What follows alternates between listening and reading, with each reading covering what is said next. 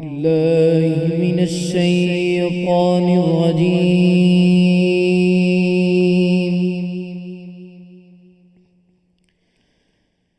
بسم الله الرحمن الرحيم.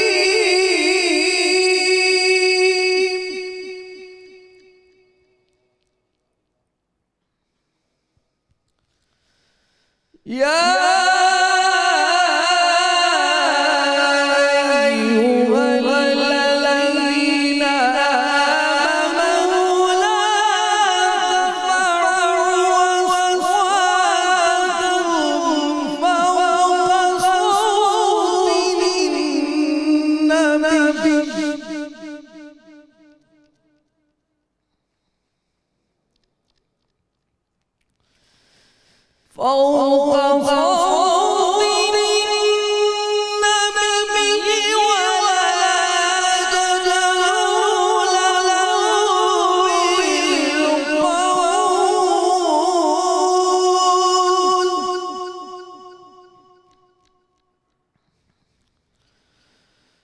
ولا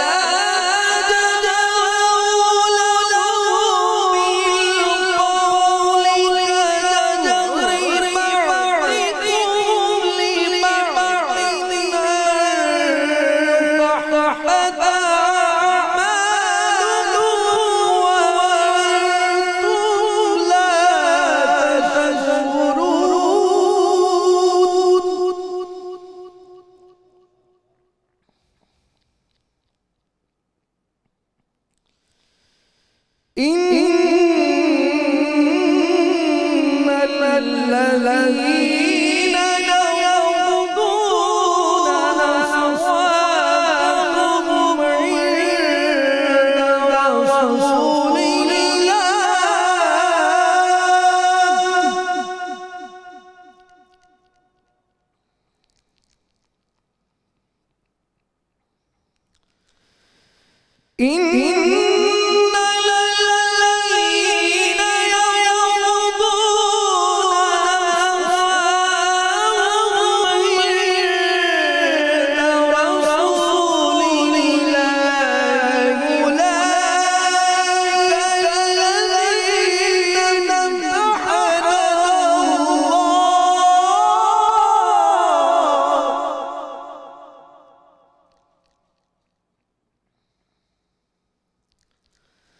أولئك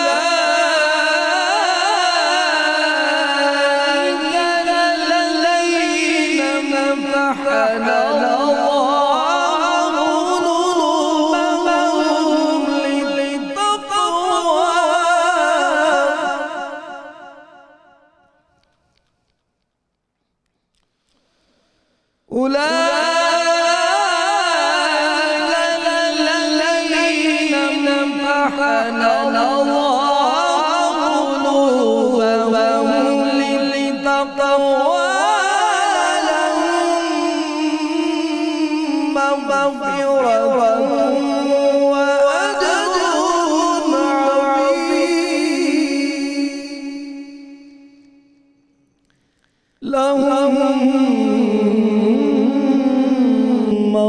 مغفرة وأجر عظيم. صدق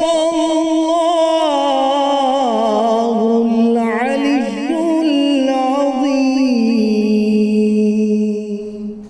ماشاء اللہ سبحان اللہ. ملک معروف قاری جناب قاری محمد جمیل مہروی صاحب تلاوت کلام پاک سے ہمارے قلوب کو منور فرما رہے تھے. الحمدللہ رب العالمین والصلاة والسلام علی سید الانبیاء والمرسلین. اللہم صلی علی سیدنا و مولانا محمد وعلی آلہ واصحابہ وبارک وسلم وصلی علیہ. دنیا کے تمام دیکھنے والوں کو، تمام چاہنے والوں کو، تمام پیار کرنے والوں کو، اور جہاں جہاں تک اس وقت میری آواز کو سنا اور مجھے دیکھا جا رہا ہے، جنید اقبال کی جانب سے انتہائی محبت کے ساتھ السلام علیکم. ایک بار پھر ناظرین، آپ کو میں رحمت رمضان کی خصوصی براہ راست نشریات میں دل کی گہرائیوں سے سحری کے حسین سے موقع پر خوش آمدید کہتا ہوں. ناظرین کرام، آج اس پاک مطہر اور عظیم ترین ہستی کی بارگاہ میں چلتے ہیں جو خاتم الانبیاء، پیغمبر اکرم، ہادی اعظم، رہنمائے اعظم، دو جہاں کے سردار، آقائے نامدار، رحمت للعالمین، محبوب رب العالمین، راحت العاشقین کے لیے گہوارہ رحمت بنی، جن کی رفتوں پر، جن کے مقام و مرتبے پر زمین و آسمان اور جن و انس و ملائکہ نازا تھے، نازا ہیں اور نازا رہیں گے، کہ ساری دنیا کی ساری ہستیاں جس ہستی کی خدمت کی تمنائی ہیں، فاطمہ بنت اسد سلام اللہ علیہا اس ہستی کی مائی ہیں، جو مرکز عزت و احترام ہیں، جن سے ہماری عقیدتیں صبح و شام ہیں، جن کا ذکر پاک ہم گناہ گاروں کے لیے باعث نجات ہے، کیونکہ سرور دو جہاں صلی اللہ علیہ وآلہ وسلم کی محبت جن کی سرمایہ حیات ہے، جو گھرانہ جناب عبد المطلب کی عزت بنی، جو حجرہ جناب ابو طالب کی عصمت بنی، شہزادوں میں ایک جن کے مولا کائنات ہیں، بہو بھی تو دیکھیے جن کی سیدہ کائنات ہیں، جو نسب کے اعتبار سے بھی اعلیٰ و عرفہ ہیں اور کردار میں بھی جو عالی شان و یکتا ہیں، جن کے رتبے کو مسلمان تا قیامت سر اٹھا کر فخر سے دیکھتے رہیں گے، جن کا تذکرہ عشاق سروں کو جھکا کر کرتے رہیں گے، جن کا رتبہ بیان سے باہر ہے، جن کا رتبہ بیان سے باہر ہے، جن کی شان زبان محبوب خدا سے ظاہر ہے، جن کو خالق نے اپنے محبوب کی خدمت کے لیے چنا، جن کا حجرہ مصطفیٰ کریم صلی اللہ علیہ وآلہ وسلم کی راحت کا گھر بنا، جن کے در و دیوار محبوب خدا کے نور سے نکھرے، اور جن کے صبح و شام محبوب خدا کی محبت میں گزرے، جن کی آغوش محبت و شفقت میں سارے جہانوں کے سردار پروان چڑھے، جن کے دست مبارک ہمیشہ خدمت سرور دو عالم میں آگے بڑھے، جو نبی کی عقیدتوں کا محور بنی، جو نبی کی عقیدتوں کا محور بنی، جو محبوب خدا کے قلب کی راحت بنی، جو منصب میں بہت عالی ہیں، جن کی اپنی شان بے حد نرالی ہے، جن کی مامتا کو قرار کائنات کا قرار ملا، جن کو عطائے مصطفیٰ صلی اللہ علیہ وآلہ وسلم سے حصہ بے شمار ملا، جو اپنے بچوں سے بھی زیادہ محبوب خدا کو چاہتی تھیں، جو اپنے بچوں سے بھی زیادہ. بڑا عجیب مقام ہے صاحب، جس کو سمجھنا انسان کے بس کی بات نہیں ہے ناظرین. یہ وہ مقام ہے جس پر زمین سے لے کر آسمان تک جن و ملائک سب حیران و پریشان ہیں، اپنے سروں کو جھکا کر بیٹھے ہیں اس بارگاہ کے اندر، کہ جو اپنے بچوں سے بھی زیادہ محبوب خدا کو چاہتی تھیں، جن کو آقا کی ہر ادا بے حد بھاتی تھی. عالم یہ ہے ناظرین کہ جنہوں نے السابقون الاولون کا تاج اپنے سر پر سجایا، نبی کی محبت کا رشتہ بھی جنہوں نے خوب نبھایا، جو خود پرانے کپڑے پہنا کرتی تھیں، اس میں گزارا کرتی تھیں، مگر سرور دو عالم کو نئے کپڑے پہنایا کرتی تھیں، جو خود بھوکی رہتی مگر بھتیجے کو کھلاتی تھیں، خود بھوکی رہتی مگر بھتیجے کو کھلاتی تھیں، ناز بھی جو محبوب خدا کے شان سے اٹھاتی تھیں، جو سرور دو عالم صلی اللہ علیہ وآلہ وسلم کی طبیعت کی لطافت کو بھی مد نظر رکھتی تھیں، کھانے کا اہتمام بھی جو ان کے لیے الگ سے کیا کرتی تھیں، ہجرت بھی کی جنہوں نے نبی کی خاطر،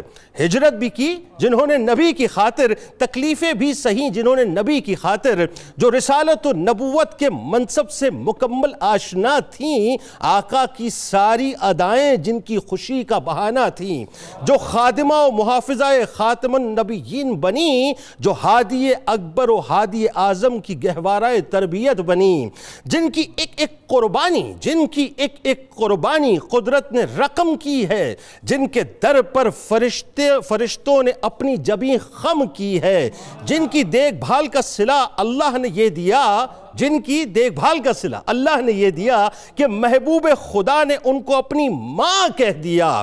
زمانے میں کئی آئے اور کئی آئیں گے، کوئی بھی مگر ایسے رتبے کو نہ پائیں گے جتنا عرصہ بھی رسول خدا جناب ابو طالب علیہ السلام کے ساتھ رہے، بس جناب فاطمہ بنت اسد سلام اللہ علیہ کی مامتا کی ٹھنڈک کے ساتھ رہے، جن کی نسلوں کی نسلیں نبی کے دین پر قربان ہوئیں۔ صاحب ایسے ہی مقام نہیں ملتا، مقام بھی کسی وجہ سے ملتا ہے۔ جن کی نسلوں کی نسلیں نبی کے دین پر قربان ہوئیں، قربانیوں کے اسی تسلسل سے بھی جو عالی شان ہوئیں، جنہوں نے محبوب خدا کی حفاظت کا ہر ضرورت کا خیال رکھا، رسول خدا نے بھی جن کو اپنی ماں جیسا رکھا، 70,000 فرشتوں کے جلو میں جو لحد میں اتاری گئیں، 70,000 فرشتوں کے جلو میں جو لحد میں اتاری گئیں، سرور دو جہاں کی مبارک قمیص سے جو سواری گئیں، آخرت کا سفر بھی جن کا کیا ہی خوب تھا، محبوب خدا کے وجود کا لمس جن کی قبر کو نصیب تھا، جن کی مغفرت کی دعا کے لیے محبوب خدا اپنے مبارک ہاتھ اٹھاتے تھے، جن کی مغفرت کی دعا کے لیے محبوب خدا اپنے ہاتھ اٹھاتے تھے، یا اللہ میری ماں فاطمہ بنت اسد کو بخش دے، یہی التجا فرماتے تھے۔ ناظرین کرام، آغاز کرتے ہیں، آج اسی بارگاہ میں چلتے ہیں۔ میں ایک جملہ ادا کرنا چاہتا ہوں۔ جس صحابی نے سرکار علیہ السلام کی بارگاہ میں وضو کا پانی پیش کیا، حضرت ربیہ رضی اللہ تعالیٰ عنہ، تو سل ربیہ کر کے سوال اٹھا، مانگو کیا مانگتے ہو یا رسول اللہ؟ یہاں کی بھی غلامی چاہیے، وہاں کی بھی چاہیے، دے دی، اور مانگو کیا مانگتے ہو؟ تو وضو کا پانی جو پیش کریں، ان کو جنت میں سرکار علیہ السلام کی رفاقت مل جائے، تو جو برسوں سرکار علیہ السلام کی خدمت کریں ان کا کیا مقام ہوگا؟ ناظرین کرام، آغاز کرتے ہیں۔ ہمارے ساتھ جو شخصیات موجود ہیں یقیناً کسی بھی تعارف کی محتاج نہیں۔ پہلی شخصیت ممتاز عالم دین، آپ کے ہمارے ہم سب کے انتہائی قابل احترام ممتاز شخصیت، بزرگ شخصیت، محترم جناب پروفیسر محمد سعید احمد خان صاحب تشریف فرمائیں۔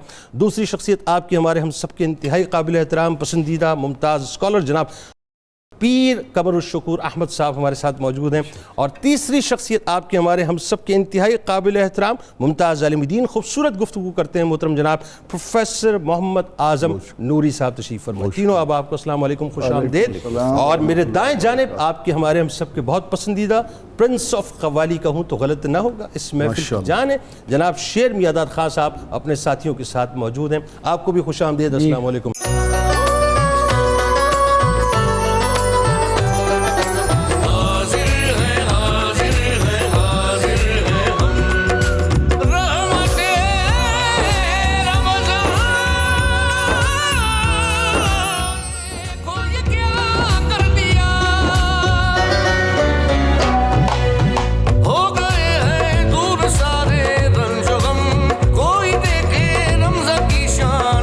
ایک بار پھر ناظرین میں آپ کو خوش آمدید کہتا ہوں۔ رحمت رمضان کی خصوصی براہ راست نشریات ہے، سحری کا موقع ہے، اور آج جس ہستی کا تذکرہ پاک ہے ناظرین، ان کا مقام اور مرتبہ عقل سے ماورا ہے۔ بس یوں سمجھ لیجئے کہ جن کو سرکار علیہ السلام اپنی ماں فرمائیں، ان کا رتبہ، ان کا مقام کیا ہوگا۔ آئیے آغاز کرتے ہیں، حضرت فاطمہ بنت اسد سلام اللہ علیہ کی بارگاہ میں چلتے ہیں، اور مجھے امید ہے انشاءاللہ بلکہ یقین ہے کہ جو پاکستان میں ہماری مائیں بہنیں ہمیں دیکھ رہی ہیں ضرور ہمارے ساتھ رہیں گی، اور باہر جہاں جہاں بستے ہیں ہمارے ساتھ رہیے، کیونکہ آج بڑی عشق سے بھرپور انشاءاللہ باتیں ہونے والی ہیں۔ پروفیسر صاحب آغاز کرتے ہیں۔ سب سے پہلے بڑا بنیادی سوال، سرکار مدینہ صلی اللہ علیہ وآلہ وسلم اور گھرانہ حضرت فاطمہ بنت اسد سلام اللہ علیہ کا جو خدمت کا اعزاز ہے، یہیں سے آغاز کیجیے۔ بسم اللہ الرحمن الرحیم، حامدا و مسلیا و مسلما، جزا اللہ عنا محمدا صلی اللہ علیہ وسلم ما هو اہلہ۔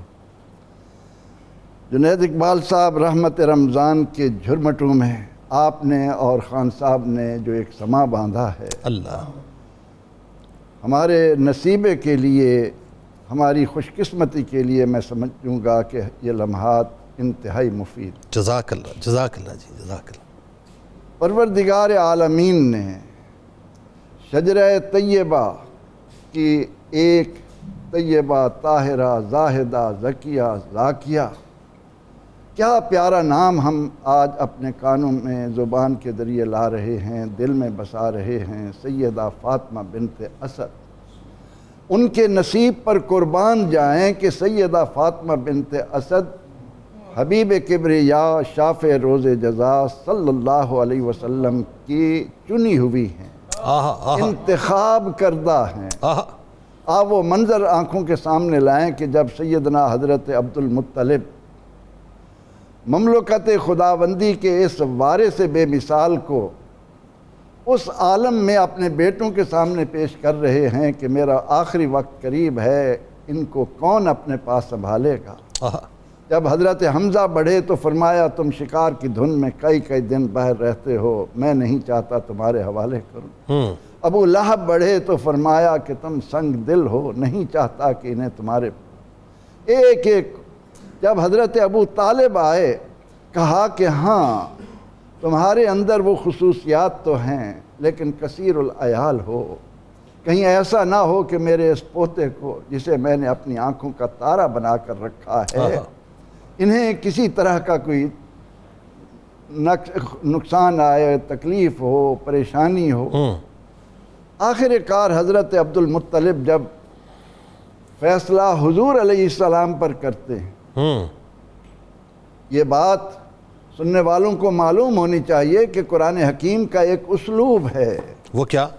کہ سیدنا موسیٰ علیہ السلام جب فرعون کے گھر پہنچتے ہیں تو قرآن کہتا ہے کہ جب شہر کی دائیاں بلائی جاتی ہیں تو حضرت موسیٰ علیہ السلام ایک دائی کے لیے فرماتے ہیں اسے پرے کرو، اسے پرے کرو، اسے پرے کرو۔ آئے ہائے ہائے۔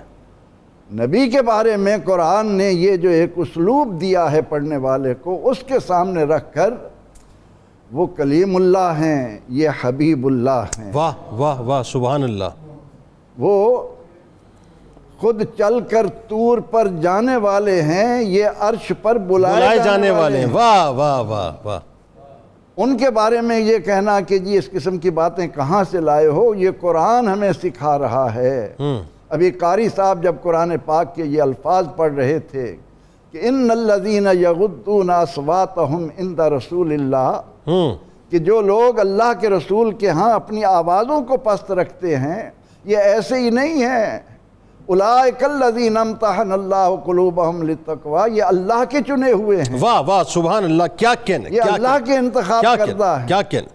آواز پست کرنے والے ایسے ہوں تو جن کو رسول اکرم رحمت عالم صلی اللہ علیہ وسلم اپنی عمر کے اس حصے میں کہ جب آپ 8 برس کے ہیں آپ کو دادا اختیار دے رہے ہیں کہ چچاؤں میں سے جس کو چاہو ان کا انتخاب کر لیں، آپ آگے بڑھتے ہیں اور حضرت ابو طالب کی گود میں بیٹھ جاتے ہیں۔ جناب آپ کو معلوم تھا کہ یہ گھرانہ ابو طالب ہو یا میری چچی سیدہ حضرت فاطمہ بنت اسد سلام اللہ علیہ، اللہ اکبر، یہاں کیا کیا رنگ ہوں گے، یہاں سے نبوت کو کس کس انداز سے پشت پناہی ملے گی، کس کس انداز سے اللہ تعالیٰ کے دین کو پھیلانے میں مدد ملے گی۔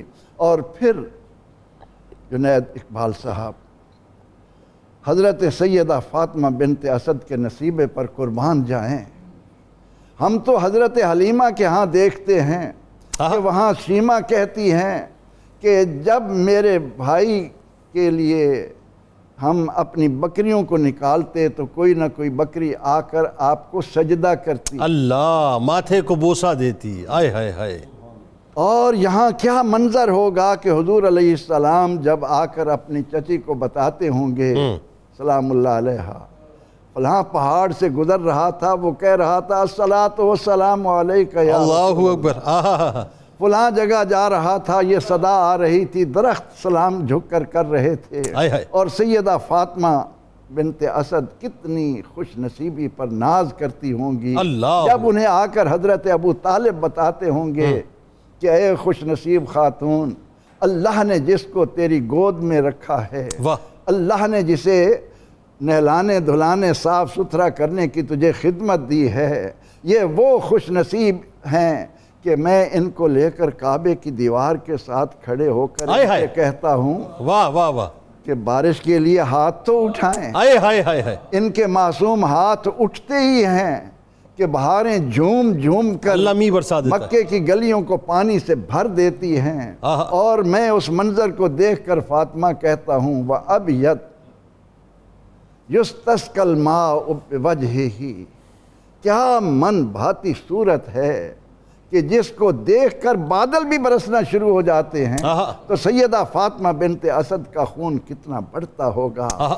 وہ کس قدر دل و جان سے آقا علیہ الصلاۃ والتسلیم پر اپنی جان نثاری کے لیے آمادہ رہتی ہوں گی۔ واہ۔ اور پھر جب حضرت ابو طالب نے بتایا ہوگا کہ آج شام کے سفر میں میں نے دیکھا آئے ہائے، کہ کس طرح بحیرہ راہب آیا ہوا تھا اور درخت کے نیچے جگہ نہیں تھی، آئے ہائے، اور جو ہی ہمارا یہ شہزادہ، ہمارا شہزادہ کیا کائنات کا وہ شہزادہ جس کو اللہ رب العزت فرمائے کہ سَيُؤْتِينَ اللَّهُ مِن فَضْلِهِ وَرَسُولُهُ أَغْنَاهُمُ اللَّهُ وَرَسُولُهُ مِن فَضْلِهِ، جن کے خزانوں کو اللہ تعالیٰ نے آپ پر نچھاور کر دیا ہو، وہ جو ہی آئے تو درخت نے جھک کر آپ کو سلام کیا۔ اللہ اکبر۔ سیدہ حضرت فاطمہ بنت اسد گھر میں بیٹھی جب آقا علیہ السلام کے بارے میں ان باتوں کو سنتی ہوں گی، اور پھر رسول اکرم رحمت عالم صلی اللہ علیہ وسلم کا یہ فرمانا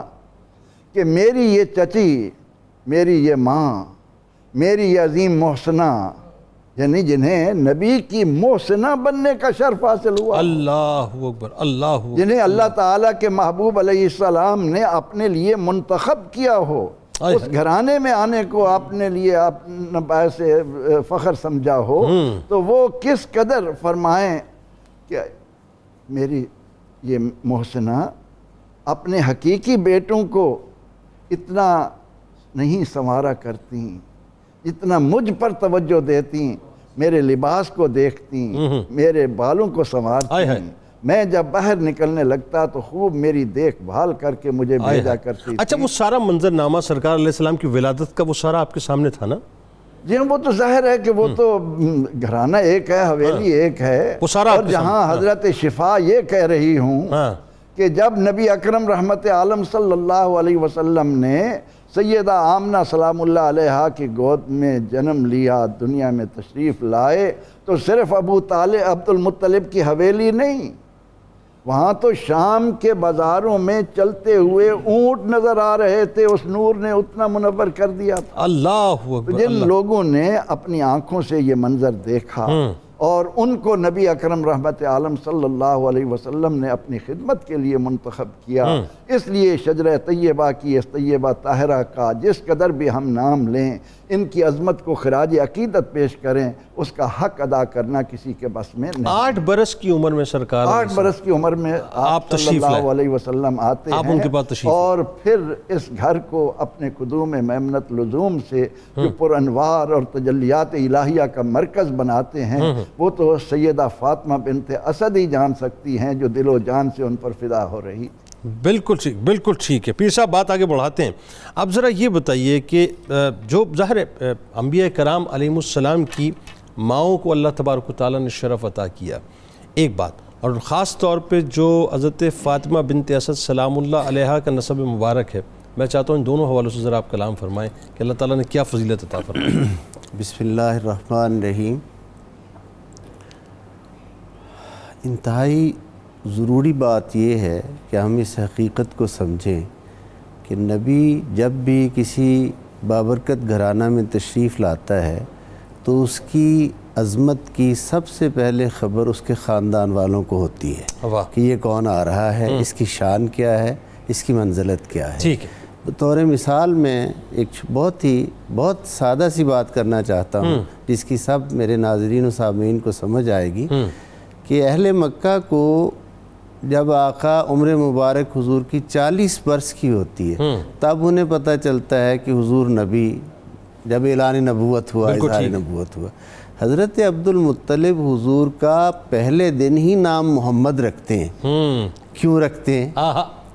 معرفت تھی، مالک کی طرف سے الہام تھا کہ یہ کون آ رہا ہے، اس کی شان کیا ہے، اس کا مقام کیا ہے۔ حضرت سیدہ آمنہ حضور کا نام مبارک احمد رکھتی ہیں، وہی نام جو زمین پر بھی اور عرش پر بھی ہے، آسمانوں پر بھی ہے، واہ۔ دونوں نام مادر گرامی اور دادا جان رکھ کر گویا یہ میسج کنوے کر رہے ہیں کہ مکہ والوں کو تو 40 سال کی عمر میں پتہ چلا، ہم تو ان کی شان اور عظمت کو پہلے دن سے پہچانتے ہیں کہ ان کا مقام کیا ہے، ان کی شان کیا ہے۔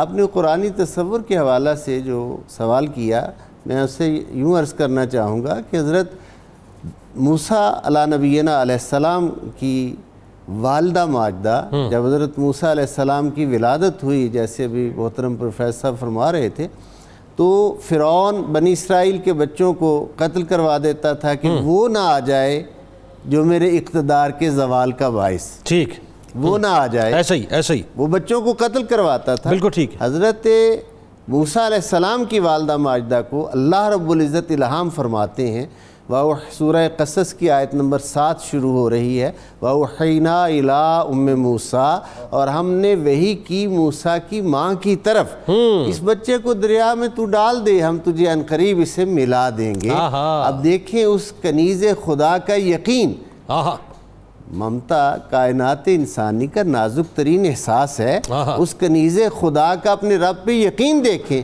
کہ وہ اپنے بیٹے کو لکڑی کے صندوق میں دریائے نیل کی لہروں کے سپرد کر دیتی ہے، کیونکہ میرا رب یہ کہہ رہا ہے یہ بچہ معمولی نہیں ہے، یہ بچہ خاص شان والا، اور ہم تمہیں ملا دیں گے، وعدہ ہے۔ یعنی وہ منشاء پروردگار کو سن بھی رہی ہیں، سمجھ بھی رہی ہیں، اور اس پر عمل بھی کر رہی ہیں کہ میرے ذمہ کام کیا ہے، مجھے کیا کرنا۔ یعنی یہ قرآن حکیم نے مثال دی کہ نبی کی ماں عام خاتون نہیں ہوتی، واہ واہ واہ، سبحان اللہ، سبحان، کیا کہنا، خاتون نہیں ہوتی، کیا کہنا، نبی کی ماں شان نبوت کو بھی سمجھتی ہے اور اپنے خدا پر بھی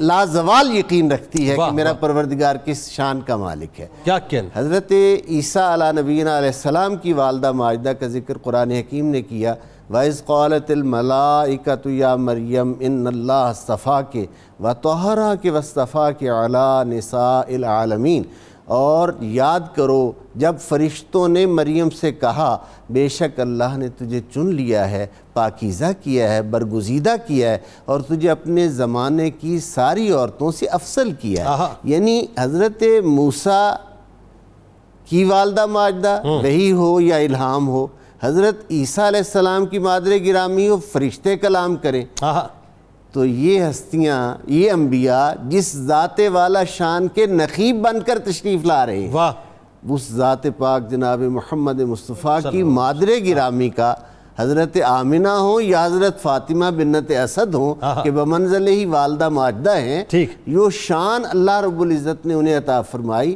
اور اب دیکھیں اس کا دوسرے زاویہ سے اگر دیکھیں تو یہ اتنی بابرکت خاتون ہیں، اتنی عظمت والی خاتون ہیں کہ ایک ہی وقت میں نبوت بھی اور ولایت بھی ان کی آغوش میں پرورش پا رہی ہیں۔ اللہ بیک وقت امام الانبیاء والمرسلین صلی اللہ علیہ وآلہ وسلم بھی اور امام الاولیاء حضرت مولا علی مرتضیٰ بھی ایک ہی وقت میں دونوں ہستیاں ان کی آغوش میں پرورش پا رہی ہیں، تربیت پا رہی ہیں۔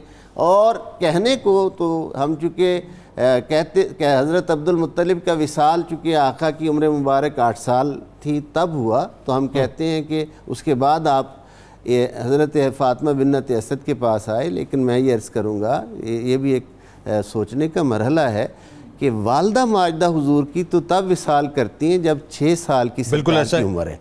6 سال کی عمر میں ماں کا انتقال ہوتا ہے، اور حضرت خدیجہ الکبریٰ سے عقد حضور کا ہوتا ہے جب میرے آقا کی عمر مبارک 25 برس ٹھیک ہے۔ یہ سوچنے والی بات ہے کہ ہر مرد کو خانگی ضرورت کے لیے ایک خاتون کی ضرورت ہے، وہ ماں کی صورت میں، بہن کی صورت میں، بیٹی کی صورت میں، بیوی کی صورت میں۔ کبھی ہمیں اللہ یہ شعور دے کہ ہم اپنے آقا کے ان خدمت گزاروں کی شان کو سمجھیں کہ 19 برس میرے آقا کی ہر ضرورت کا خیال کس نے رکھا ہے۔ حضرت فاطمہ بنت اسد ہے جس نے اپنے بچوں سے بڑھ کر پیار دیا ہے، جس نے اپنے بچوں سے بڑھ کر خیال رکھا ہے۔ حضور فرماتے ہیں، جیسے اشارتاً آپ نے بھی کلام کیا، پروفیسر صاحب نے بھی، میرے آقا فرماتے ہیں کہ میرے لیے ہمیشہ اچھا کھانا بچا کر رکھتی تھی۔ اگر نبوت کی معرفت نہیں تھی تو یہ اکرام کس بات؟ اللہ اکبر۔ بات آگے بڑھاتے ہیں، اس میں علامہ صاحب ظاہر ہے اللہ تعالیٰ نے جو آپ کو نسب پاک بھی عطا کیا، کیا رفتیں اور کیا مقام. ایک بات. دوسری بات، ایک ماں کا مقام، میں ماں کو عام نہیں کہتا لیکن ایک ماں کا مقام. بے شک. پھر سرکار مدینہ صلی اللہ علیہ وآلہ وسلم کی والدہ محترمہ کا مقام، اور پھر ظاہر ہے خاص طور پہ فاطمہ بنت اسد سلام اللہ علیہ کا مقام و مرتبہ. آئیے ذرا اس پہ گفتگو کرتے ہیں. سبحان اللہ، ماشاء اللہ. بہت شکریہ جنید بھائی، بارک اللہ فیک. میں ایک پنجابی کلام سے اپنی گفتگو کا آغاز کرنا چاہوں گا تاکہ ذرا ہماری بات جو ہے وہ ماں بولی میں ہمیں زیادہ بہتر طریقے سے سمجھ میں آئے. وہ کسی نے کہا تھا، بارش تیز ہوا تے بدل سب دی اپنی تھاں ہوندی ہے، ਧੁੱਪ ਵੀ ਭਾਵੇਂ ਚੰਗੀ ਲੱਗਦੀ ਛਾਂ ਤੇ ਆਖਰ ਛਾਂ ਹੁੰਦੀ ਹੈ. ਹਾਏ ਹਾਏ ਹਾਏ. ਭੈਣ ਭਰਾ ਪਿਓ ਤੇ ਪੁੱਤਰ ਸਾਰੇ ਹੀ ਰਿਸ਼ਤੇ ਵਧੀਆ ਨੇ. ਸਾਰੀ ਦੁਨੀਆ ਫਿਰ ਕੇ ਵੇਖੀ ਮਾਂ ਤੇ ਆਖਰ ਮਾਂ ਹੁੰਦੀ. کیا بات. عزیز، میں آپ سب دوستوں کو اس طرح متوجہ کرنا چاہوں گا کہ کراچی والے آپ کے دوست ناراض نہ ہو جائیں کہ پنجابی ہمیں تو سمجھ کوئی نہیں آئی، تو یہ تو ہمارے سر کے اوپر سے گزر گئی ہے. ہر زبان میں ان کے ذوق کو بھی ساتھ، ہر زبان پاکستان کی زبان، میں اس کو بھی ساتھ شامل کرنا چاہتا ہوں. جنید بھائی، چلتی پھرتی ہوئی آنکھوں سے اذاں دیکھی ہے. چلتی پھرتی ہوئی آنکھوں سے اذاں دیکھی ہے، میں نے جنت تو نہیں دیکھی ہے ماں دیکھی ہے. واہ واہ واہ، کیا میں نے جنت تو نہیں دیکھی ہے ماں دیکھی ہے. یہ ہے ایک عام ماں. قرآن مجید فرقان حمید میں جب ہم احکام الہیہ کو دیکھتے ہیں تو دو طرح کے احکام ملتے ہیں. ایک کا تعلق حقوق اللہ سے ہے اور دوسرے کا تعلق حقوق العباد سے ہے. ٹھیک ہے. اچھا، آپ جہاں بھی سورہ بنی اسرائیل کو اٹھا لیں، وَقَضَىٰ رَبُّكَ أَلَّا تَعْبُدُوا إِلَّا إِيَّاهُ وَبِالْوَالِدَيْنِ إِحْسَانًا، کہ اپنے رب اللہ کا حکم ہے کہ اس کے سوا کسی کی بندگی نہ کرو اور ماں باپ کے ساتھ احسان کرو. کیا کیا. اب ماں باپ میں رحمت کونین صلی اللہ تعالی علیہ وآلہ وسلم نے 75% حق ماں کو دیا ہے. گویا اللہ اور اس کے رسول صلی اللہ علیہ وآلہ وسلم کے حق کے بعد سب سے بڑا حق جو انسان کے اوپر لازم ہے وہ اس کی ماں کا ہے. وہ اس کی ماں کا ہے. یہ ایک عام انسان کی بات ہو رہی ہے، اور ہم تو اس ماں کی بات کر رہے ہیں جس کو رحمت کونین امی جی کہتے ہیں. اللہ اکبر. جن کو حضور علیہ السلام کہتے ہیں میری امی جان، میری امی جان، میری. یہاں تو یقین جانیے اس لفظ میں مٹھاس اتنی ہے، اس لفظ میں نشہ اتنا ہے کہ عام بندہ کہے تو وہ اپنے سارے غم بھول جاتا ہے، ایک سرور میں آ جاتا ہے. تو جب رحمت کونین صلی اللہ علیہ وسلم جس ہستی کو کہیں کہ یہ میری ماں ہے، اس کا مقام کیا ہوگا. اللہ. میں اس گھرانے کی ایک پالیسی آپ کے ساتھ شیئر کرنا چاہتا ہوں. حضرت ابو طالب رضی اللہ تعالی عنہ، آپ نے اپنے اشعار میں نا اپنے گھرانے کی ایک جیسے ہوتا نا کہ پالیسی دے دینا کہ ہمارے گھر کی پالیسی یہ ہے. ٹھیک ہے. اور میں یہ سمجھتا ہوں انہوں نے یہ پالیسی جو ہے وہ علم یجد کا یتیم فآوا، قرآن مجید میں جو اللہ کا حکم تھا نا کہ اے محبوب آپ کے رب نے آپ کو یتیم نہیں پایا اور پھر آپ کو ایسی پناہیں عطا کی کہ دنیا والے دیکھتے رہ گئے کہ وہ جو آسان ٹارگٹ سمجھتے تھے وہ ٹارگٹ ان کے لیے ناممکن ہو کے رہ گیا. اللہ اکبر. کیونکہ جناب ابو طالب علیہ السلام ڈھال بن گئے تھے. حضرت ابو طالب رضی اللہ تعالیٰ عنہ نے دو شعر کہے. جی. ان کا وَبَيْتِ اللَّهِ كَذَبْتُمْ وَبَيْتِ اللَّهِ نَتْرُكُ مُحَمَّدًا، او مکہ کے کافرو تم جھوٹ بولتے ہو، بیت اللہ کی قسم تم جھوٹ بولتے ہو، یہ کہتے ہو کہ ہم حضور کا ساتھ چھوڑ دیں گے، میں اور میرا گھرانہ حضور کا ساتھ چھوڑ دے گا، تم جھوٹ کہتے ہو. وَلَمَّا نُطَائِن دُونَهُ وَنُنَادِلِي، اور ہم ان کے دفاع کے لیے اپنی تلواریں، اپنے نیزے، اپنے تیر نہیں چلائیں گے. آ کے دیکھو. وَنُسْلِمُهُ حَتَّى نُسَرَّعَ حَوْلَهُ، ان تک بعد میں پہنچو گے، پہلے ہماری لاشوں میں سے گزرنا پڑے. ابو طالب سے لے کے حضرت علی تک چاروں بھائی، آپ کی اہلیہ محترمہ، خود حضرت ابو طالب اور 3 ان کی بیٹیاں. ان کا ہماری لاشوں سے پہلے گزرو گے پھر ان تک پہنچو گے, پھر ان تک پہنچو گے. اور اس کے بعد کہا وَنُزْهِلُ عَنْ أَبْنَائِنَا وَالْحَلَائِلِ, ہمارا پوچھتے ہو ہم تو اس سونے مدنی من موہنے کے پیار میں اس قدر گم ہو گئے ہیں کہ اتنا پیار ہمیں اپنے پیدا کیے ہوئے بچوں اور بچیوں سے نہیں ہے جتنا ہم اس سے پیار کرتے ہیں, جتنی ہم اس سے محبت کرتے ہیں. وہ کسی نے کہا تھا بنت اسد کا مثل کہاں ہے, بنت اسد کا مثل کہاں ہے, جس کی بہو خاتون جنا ہے, زوجائے ام مرسل اعظم, مرسل اعظم کے چچا کی زوجہ, زوجائے مرسل ام مرسل اعظم, شیر کی بیٹی شیر کی ماں ہے. کیا کہنا, شیر کی فاطمہ بنت اسد, بیٹی بھی شیر کی ہے, اور اسد اللہ الغالب علی ابن ابی طالب, ماں بھی شیر کی ہے. اور یہ میں اسی کے ساتھ اگر وہ مرحب کے سامنے مولائے کائنات کے پڑے ہوئے شعر, کیا بات ہے, میری ماں نے میرا نام, میں کہتا ہوں قربان جائیں. حیدر رکھا. دیکھیے کہ آپ کی نگاہ کیسی تھی, یعنی آپ ابھی حضرت علی پیدا ہوئے ہیں اور ماں جان گئی ہے کہ میرے بیٹے اور بھی تھے, لیکن جان گئی ہے کہ میرے اس بیٹے کا مقام خاص ہے. جب مرحب نے کہا نا کہ قد علمت خیبر انی مرحبو شاک الصلاح بطل مجربو, سارا خیبر جانتا ہے کہ مجھ جیسا جنگجو کوئی نہیں ہے, اور اس نے اپنا قصیدہ پڑھا. تو مولائے کائنات نے اس کے سامنے آپ نے فرمایا پھر سن, انا الذی سمتنی امی حیدرا, میری ماں نے میرا نام, ہوں جس کی ماں نے ہی اس کا نام شیر رکھا, اس کا نام شیر رکھا ہے. اور شیر بھی عام نہیں, کلیس غابات کریہ المنظرا, وہ شیر جو کچھار سے نکلتا ہے تو اس کو دیکھ کے ہر ایک کے رونگٹے کھڑے ہو جاتے ہیں, اور ہر کوئی کانپنے لگتا ہے کہ اس سے کیسے بچا جائے گا. اور آپ نے فرمایا یاد رکھو اوفیہم بالسائقی لسندرا, اگر ہمیں کوئی 2 کلو وزن اٹھانے کے لیے کہے نا کہ یہ اٹھا لو, اور دشمنی کے بنیاد پہ کہے, تو پھر ہم اس کے سامنے پورا سٹور وزن کا, مصیبتوں کا, تکلیفوں کا بھر کے اس کی طرف پھینک دیتے ہیں کہ تم نے کس کو چھیڑا ہے, اللہ کے شیر کو چھیڑا ہے. حضرت فاطمہ بنت اسد رضی اللہ تعالی عنہا, میں نے جیسا عرض کیا علم یجد کا یتیمن فآوا, آقا کا یہ جملہ ذرا دیکھیے کیسا ہے. آقا علیہ الصلوۃ والسلام فرمایا کرتے تھے نعم الربیبہ, آپ نے ایک لقب دیا آپ کو نعم الربیبہ. اچھا, آپ نے فرمایا میری پرورش بہت سی خواتین کو اللہ نے شرف عطا کی. جی سیدہ حلیمہ سعدیہ کو بھی یہ شرف ملا, ام ایمن کو بھی یہ شرف ملا, سیدہ سویبہ کو بھی یہ شرف ملا, بہت سی خواتین کو رب ذوالجلال نے یہ شرف بخشا ہے. لیکن میں نے ان ساری اپنی پرورش کرنے والی خواتین, مقدس محترم خواتین میں سب سے بہتر جس کو پایا ہے وہ علی کی ماں فاطمہ بنت اسد. اللہ اکبر, اللہ اکبر, سبحان اللہ. انہوں نے جیسا میرے ساتھ, بلکہ سیدنا فاروق اعظم رضی اللہ تعالیٰ نے پوچھا, انہوں نے کہا یا رسول اللہ صلی اللہ علیہ وسلم آپ بہت زیادہ پروٹوکول دیتے ہیں سیدہ کو, سبب کیا ہے؟ انہوں نے کہا سبب تمہیں سمجھ میں نہیں آتا, جو کھانا وہ علی کو بھی نہیں کھلاتی تھی, جعفر کو بھی نہیں کھلاتی تھی, طالب کو بھی نہیں کھلاتی تھی, عقیل کو بھی نہیں کھلاتی تھی, وہ کھانا بچا کے میرے لیے رکھتی تھی, اللہ میرے لیے رکھتی تھی, اور وہ کہتی تھی یہ کھانا آپ پہلے کھائیں گے, ہمارے بچے بعد میں, آپ میرے لیے پہلے. بالکل ٹھیک.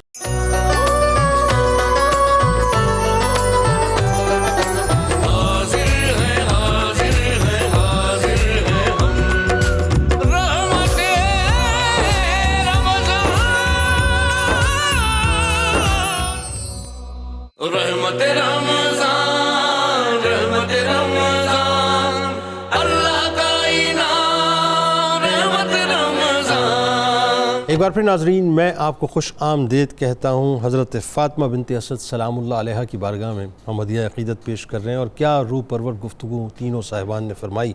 سلسلے کو وہیں سے جوڑتے ہیں.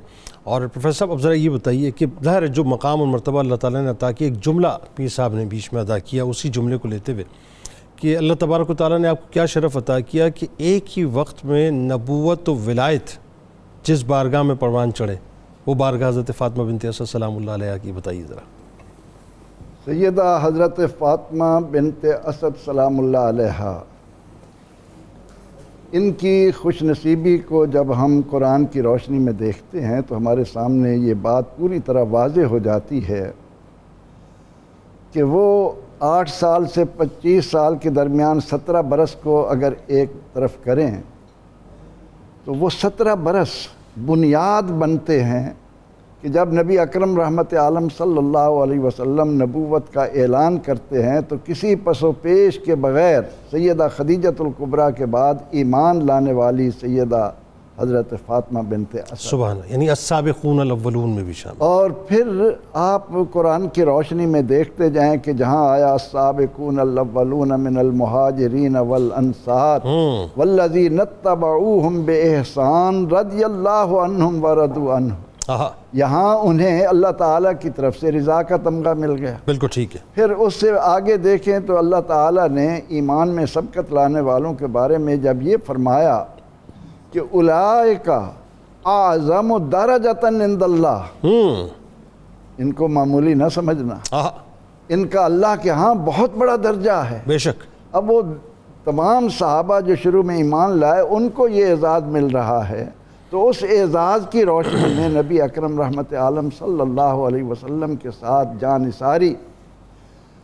جنید صاحب، میں تو اس انداز سے جب سیدہ حضرت فاطمہ بنت اسد کے نصیبے پر نظر ڈالتا ہوں کہ ایمان لانے کے بعد جلیل القدر صحابہ رضی اللہ عنہم کی یہ آرزو ہوتی تھی کہ کسی طرح ہمارا جسم آقا کے جسم سے مس ہو جائے۔ اللہ اکبر، اللہ اکبر۔ کتنی مثالیں آپ کو صحابہ کرام رضوان اللہ علیہم اجمعین کی ملتی ہیں۔ بلکہ جسم مبارک سے مس ہونا تو اپنی جگہ، جسم مبارک سے جو شے مس ہو گئی ہے اس سے بھی اگر مس ہو جائے، چاہے وضو کا پانی مل جائے۔ یہ حضرت انس رضی اللہ عنہ کی والدہ طیبہ ام سلیم، حضور علیہ السلام نے ان کے گھر جس رومال کے ساتھ اپنے ہاتھ کو صاف کیا، ہائے ہائے ہائے ہائے، ام سلیم قیامت تک آنے والے لوگوں کو بتا رہی ہیں کہ ان سے میرے آقا نے اپنے ہاتھ صاف کیے ہیں، یہ جب میلا ہوتا ہے تو میں اسے دھوتی نہیں، اللہ اکبر، اسے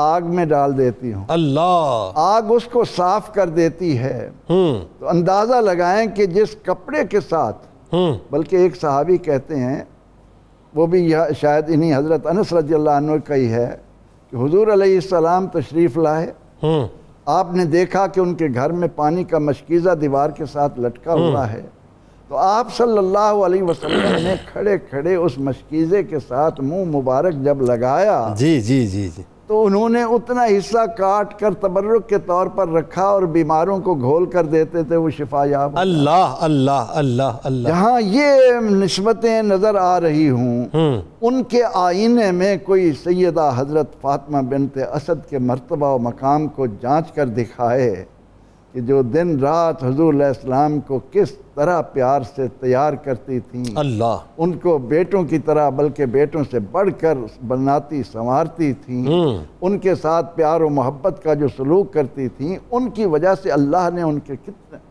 پھر پیغمبر رحمت صلی اللہ علیہ وسلم نے جس انداز سے انہیں اس کا صلہ بھی دیا، ان سے محبت کے اظہار کے لیے۔ پھر جب قرآن نے کہا کہ کلم وعد اللہ الحسنہ، تو اللہ نے تمام صحابہ سے بھلائی کا وعدہ کیا ہے، یعنی اللہ کی رضا، اللہ کے ہاں درجے کی عظمت اور اللہ کی طرف سے بھلائی کے وعدے، یہ تو قرآن کریم ان کی جھولی میں ڈال رہا ہے۔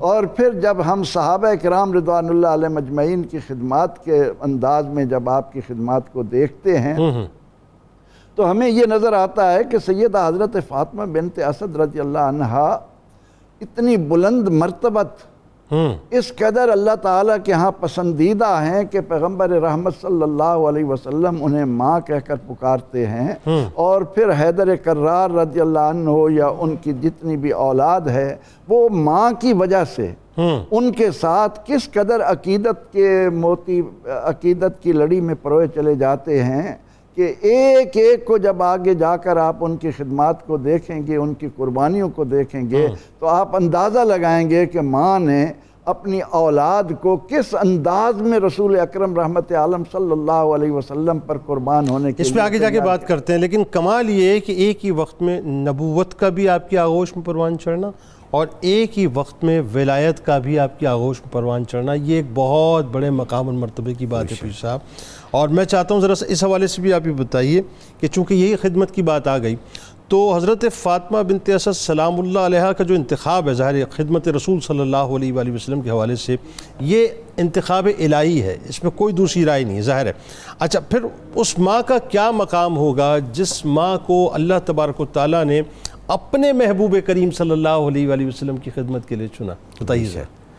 حضرت فاطمہ بنت اسد کی شخصیت میں اللہ رب العزت نے جو کمالات رکھے ہیں اور جیسی بے مثل زندگی اور جیسی لازوال ان کے حصے میں سعادتیں آئی ہیں ان کو سمجھنے کی اشد ضرورت ہے. اللہ میں ایک بہت طالب علمانہ ذمہ داری کے ساتھ ایک بہت بڑا جملہ کہنا چاہتا ہوں جناب، اور اس کو میرے ناظرین اور سامعین اگر سمجھیں تو وہ بہت ہی قیمتی اثاثہ ہوگا کہ طلوع آفتاب نبوت سے لے کر ٹھیک ہے وقوع قیامت تک ہدایت کا ازلی نظام جو ہے وہ حضرت فاطمہ بنت اسد کی آغوش سے منسلک. کیا اچھی بات، کیا اچھی بات، کیا اچھی بات. یعنی حضور علیہ السلام حضرت مولا علی مرتضیٰ براہ راست اور پھر اولاد حضرت مولا علی مرتضیٰ حضرت امام حسن مجتبیٰ سے لے کر حضرت امام مہدی علیہ السلام تک آنے والے تمام ائمہ اہل بیت اطہار نسل مبارک آپ کی ہیں. سبحان اللہ. کیا یہ آفتاب نبوت کے طلوع سے وقوع قیامت تک ہدایت جو ہے وہ جس ہستی کی آغوش سے منسلک ہے وہ حضرت یعنی یوں کہیے کہ ہدایت کا نور جس ہستی کے حجرے سے اٹھا وہ آپ ہیں سیدہ فاطمہ بنت اسد سلام اللہ علیہا ہیں. تو یہ معمولی شخصیت نہیں ہے. عرب میں کثرت نکاح کا رواج تھا. حضرت عبد المطلب رضی اللہ تعالیٰ عنہ کے حوالہ سے دو قول ہیں. ایک 6 نکاح کا قول ہے کہ آپ نے 6 نکاح فرمائے اور ایک حضرت عبد المطلب کا قول ہے 8 نکاح کا.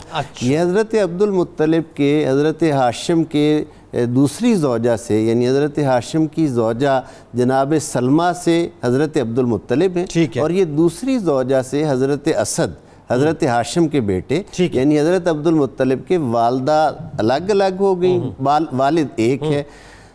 ان کی آپ صاحبزادی ہیں جناب اسد کی فاطمہ بنت اسد، اسی لیے ان کا نام جو ہے وہ کہا جاتا ہے. حضرت فاطمہ بنت اسد کو یہ شان اللہ رب العزت نے عطا فرمائی اور یہ عظمت عطا فرمائی کہ اس نسبت کے ساتھ ساتھ کہ حضرت عبد المطلب جیسی عظیم ہستی کی آپ بیک وقت بھتیجی بھی ہیں، حضرت عبد المطلب کی بیک وقت بہو بھی ہیں اور حضرت عبد المطلب کی شان اللہ نے آپ کو حضرت عبد المطلب کے اور حضرت ابو طالب کے حوالہ سے یہ عطا فرمائی کہ کثرت نکاح کے باوجود حضرت ابو طالب نے پوری زندگی دوسرا نکاح نہیں کیا. حضرت فاطمہ بنت اسد کے ساتھ آپ نے وہ جو ہے زندگی پوری کی پوری گزاری ہے. یعنی کیا محبت کا بھی ایک مقام ہے. میں اگر انفارمیشن ایک شیئر کرنا چاہوں کہ 3 شخصیات 3 خواتین ایسی ہیں یکے بعد دیگرے حضرت فاطمہ بنت اسد، حضرت خدیجۃ الکبریٰ اور حضرت فاطمہ بنت جناب رسول خدا بنت رسول خدا صلی اللہ علیہ وسلم کہ ان تینوں ہستیوں کی موجودگی میں دوسرا نکاح نہیں ہوا. بالکل بالکل. حضرت فاطمہ بنت اسد کی حضرت ابو طالب نے چونکہ انہیں حتیم میں وہ لیٹے ہوئے تھے، ان کے اشعار میں دیوان میں موجود اشعار ہیں، حتیم میں لیٹے ہوئے تھے، انہیں بشارت ہوئی کہ فاطمہ بنت اسد سے نکاح کرو. تو انہوں نے کہا اب اس کے بعد کسی اور کے لیے بشارت ہوگی تو نکاح ہوگا. اللہ پوری زندگی میں نے عرض کیا کہ والد گرامی 6 نکاح فرماتے ہیں یا 8 نکاح، لیکن حضرت ابو طالب کی پوری زندگی میں ایک ہی رفیقہ حیات ہیں اور وہ حضرت فاطمہ بنت اسد رضی اللہ عنہا. یہ سمجھنے والی باتیں ہیں، یہ ہمارے سمجھنے کے لیے کہ ہم ذرا غور تو کریں عظمت کے کیا کیا پہلو ہیں، کیا کیا شانیں ہیں جو اللہ رب العزت نے انہیں عطا فرمائی ہیں. جیسے پروفیسر صاحب ابھی فرما رہے تھے کہ حضرت خدیجۃ الکبریٰ کے بعد تصدیق نبوت کا اعزاز سب سے پہلے آپ کو ملا. بالکل ٹھیک ہے. اب اس میں ایک لطیف سا نقطہ میں ایک جملے میں عرض کرنا چاہتا ہوں کہ حضرت خدیجۃ الکبریٰ کی شان بلا شبہ بے مثال ہے، لیکن چونکہ سب سے پہلے تصدیق کا اعزاز انہیں اس لیے ملا کہ نزول وحی کی کیفیت کو آقا نے بیان ان سے کیا ہے، اور آپ زوجہ ہیں ان سے بیان کیا ہے، وگرنہ حضرت فاطمہ بنت اسد کا ایمان تو اس سے بہت پہلے کا ہے۔ یہ وہ ہستیاں جو شان کو سمجھنے والی، ان پر تو نبوت و رسالت آشکار تھی۔ یہ اظہار کے لمحے ہیں، کس نے کس لمحے میں اظہار کیا، کس کو کس لمحے میں قدرت نے عطا کیا۔ یہ بڑی اچھی بات آپ نے کی، کس نے کس لمحے اظہار کیا، یہ اظہار کے لمحے ہیں، وگرنہ جو ایمان کی کیفیات ہیں وہ تو روز اول سے ہیں، روز ازل سے اللہ نے یہ سعادت خاص طور پر ان کو عطا فرمائی تھی۔ اور پھر حضور سید عالمین صلی اللہ علیہ وآلہ وسلم کی شفقتیں، حضور کی محبتیں، حضور علیہ السلام کا ماں کہہ کر اٹھ کر کھڑے ہو جانا، استقبال کرنا، اپنی مبارک چادر کو، شفیع المذنبین اپنی مبارک چادر کو بچھائیں اور کہیں میری ماں آئی ہیں، ماں کی طرح، ماں سے بڑھ کر پیار کرنے والی شخصیت آئی ہیں۔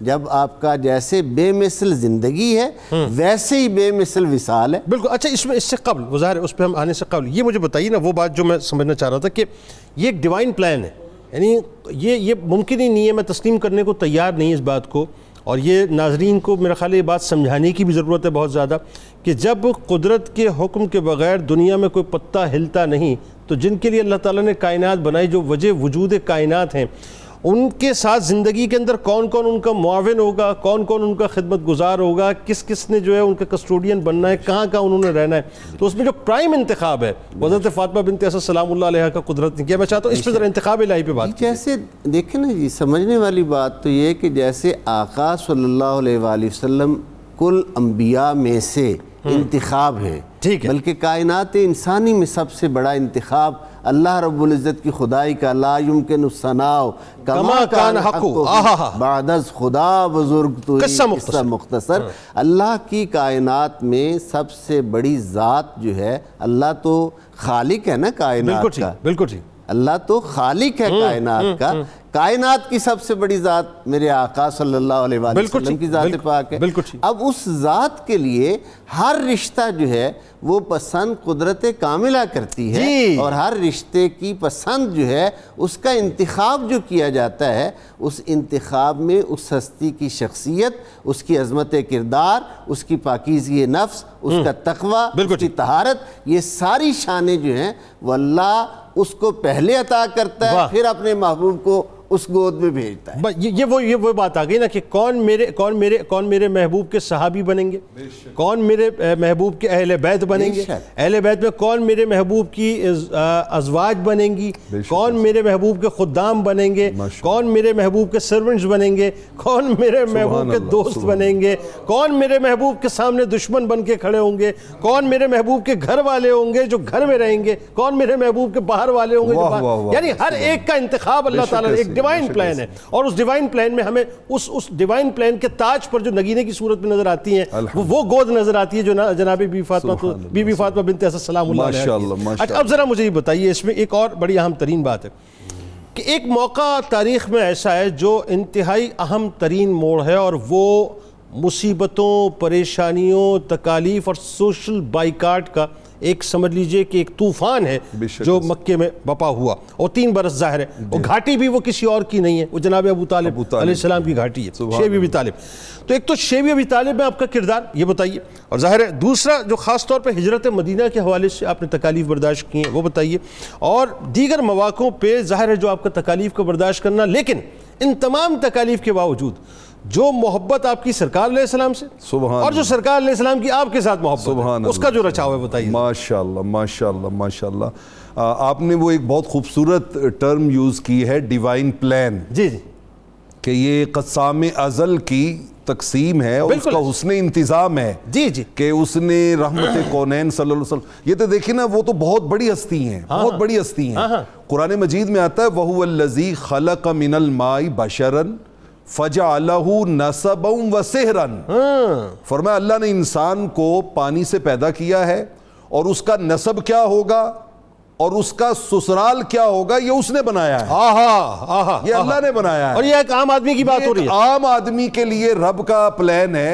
رحمت کونین کے لیے، ان کے لیے تو جن ہستیوں کا انتخاب ہوتا ہے، رب کہتا ہے یا نساء النبی لستن کاحد من النساء، کیا کہنے، اس کائنات میں کوئی عورت تمہارے جیسی ہے ہی کوئی نہیں، یعنی وی آئی پی پروٹوکول سیٹ ہوگا ان کے لیے کہا جا رہا ہے جو ازواج ہیں، اور ماں تو پھر ماں ہوتی ہے، ماں تو پھر ماں ہوتی ہے، ان کا تو اس کا تو کوئی میچ ہے ہی کوئی نہیں، اس کے ساتھ تو کوئی ریزیمبلنس ہو ہی نہیں سکتی۔ اللہ اکبر۔ اچھا میں یہاں پہ ایک حدیث عرض کرنا چاہوں گا، اور شیر بھائی اس کا بہت مزہ لیں گے۔ اچھا صرف وہی لیں گے مزہ ڈیوائن پلان کا؟ اچھا ہم نہیں لیں گے مزہ اس بات کا، آپ بھی انشاءاللہ عزیز لیں گے، ہم بھی لیں گے، لیکن چونکہ وہ ذوق ہوتا ہے نا، اپنا اپنا ایک ذوق ہوتا ہے، انشاءاللہ آپ بھی لیں گے اس کا ذوق۔ رحمت کونین صلی اللہ علیہ وسلم نے ایک دن فرمایا کہ انتم آخر الامم، ٹھیک، فرمایا تم امتوں میں، 1.25 لاکھ امتوں میں تم سب سے آخری امت ہو، وانا آخر النبیین، اور میں نبیوں میں سب سے آخری نبی ہوں۔ اللہ، یہ فرما کے آگے حضور علیہ الصلوۃ والسلام نے فرمایا اب سنو، انتم حظی وانا حظکم۔ حظ کا معنی میں تلاش کرتا رہا تو مجھے ملا، حظ کہتے ہیں لک کو، قسمت کو۔ گویا حضور علیہ الصلوۃ والسلام نے ہم جیسے گناہگاروں، خطا کاروں کو یہ کہا کہ you are my luck, I am your luck. کیا بات ہے، تم میری قسمت ہو اور میں تمہاری قسمت۔ اتنی انگریزی میں بھی سمجھ لیتا ہوں، میں نے بھی لوٹ لیا اس بات کا۔ الحمدللہ الحمدللہ، میں سمجھنے کی بات نہیں کر رہا، مطلب میں اس چیز کو محسوس کرنے کی بات کر رہا ہوں کہ ہم پہ اس کرم کا کروں شکر کیسے ادا، جو کرم مجھ پہ میرے نبی نے کر دیا، میرے نبی، اور وہ جو آگے ہے لمحہ لمحہ ہے مجھ پر نبی کی عطا۔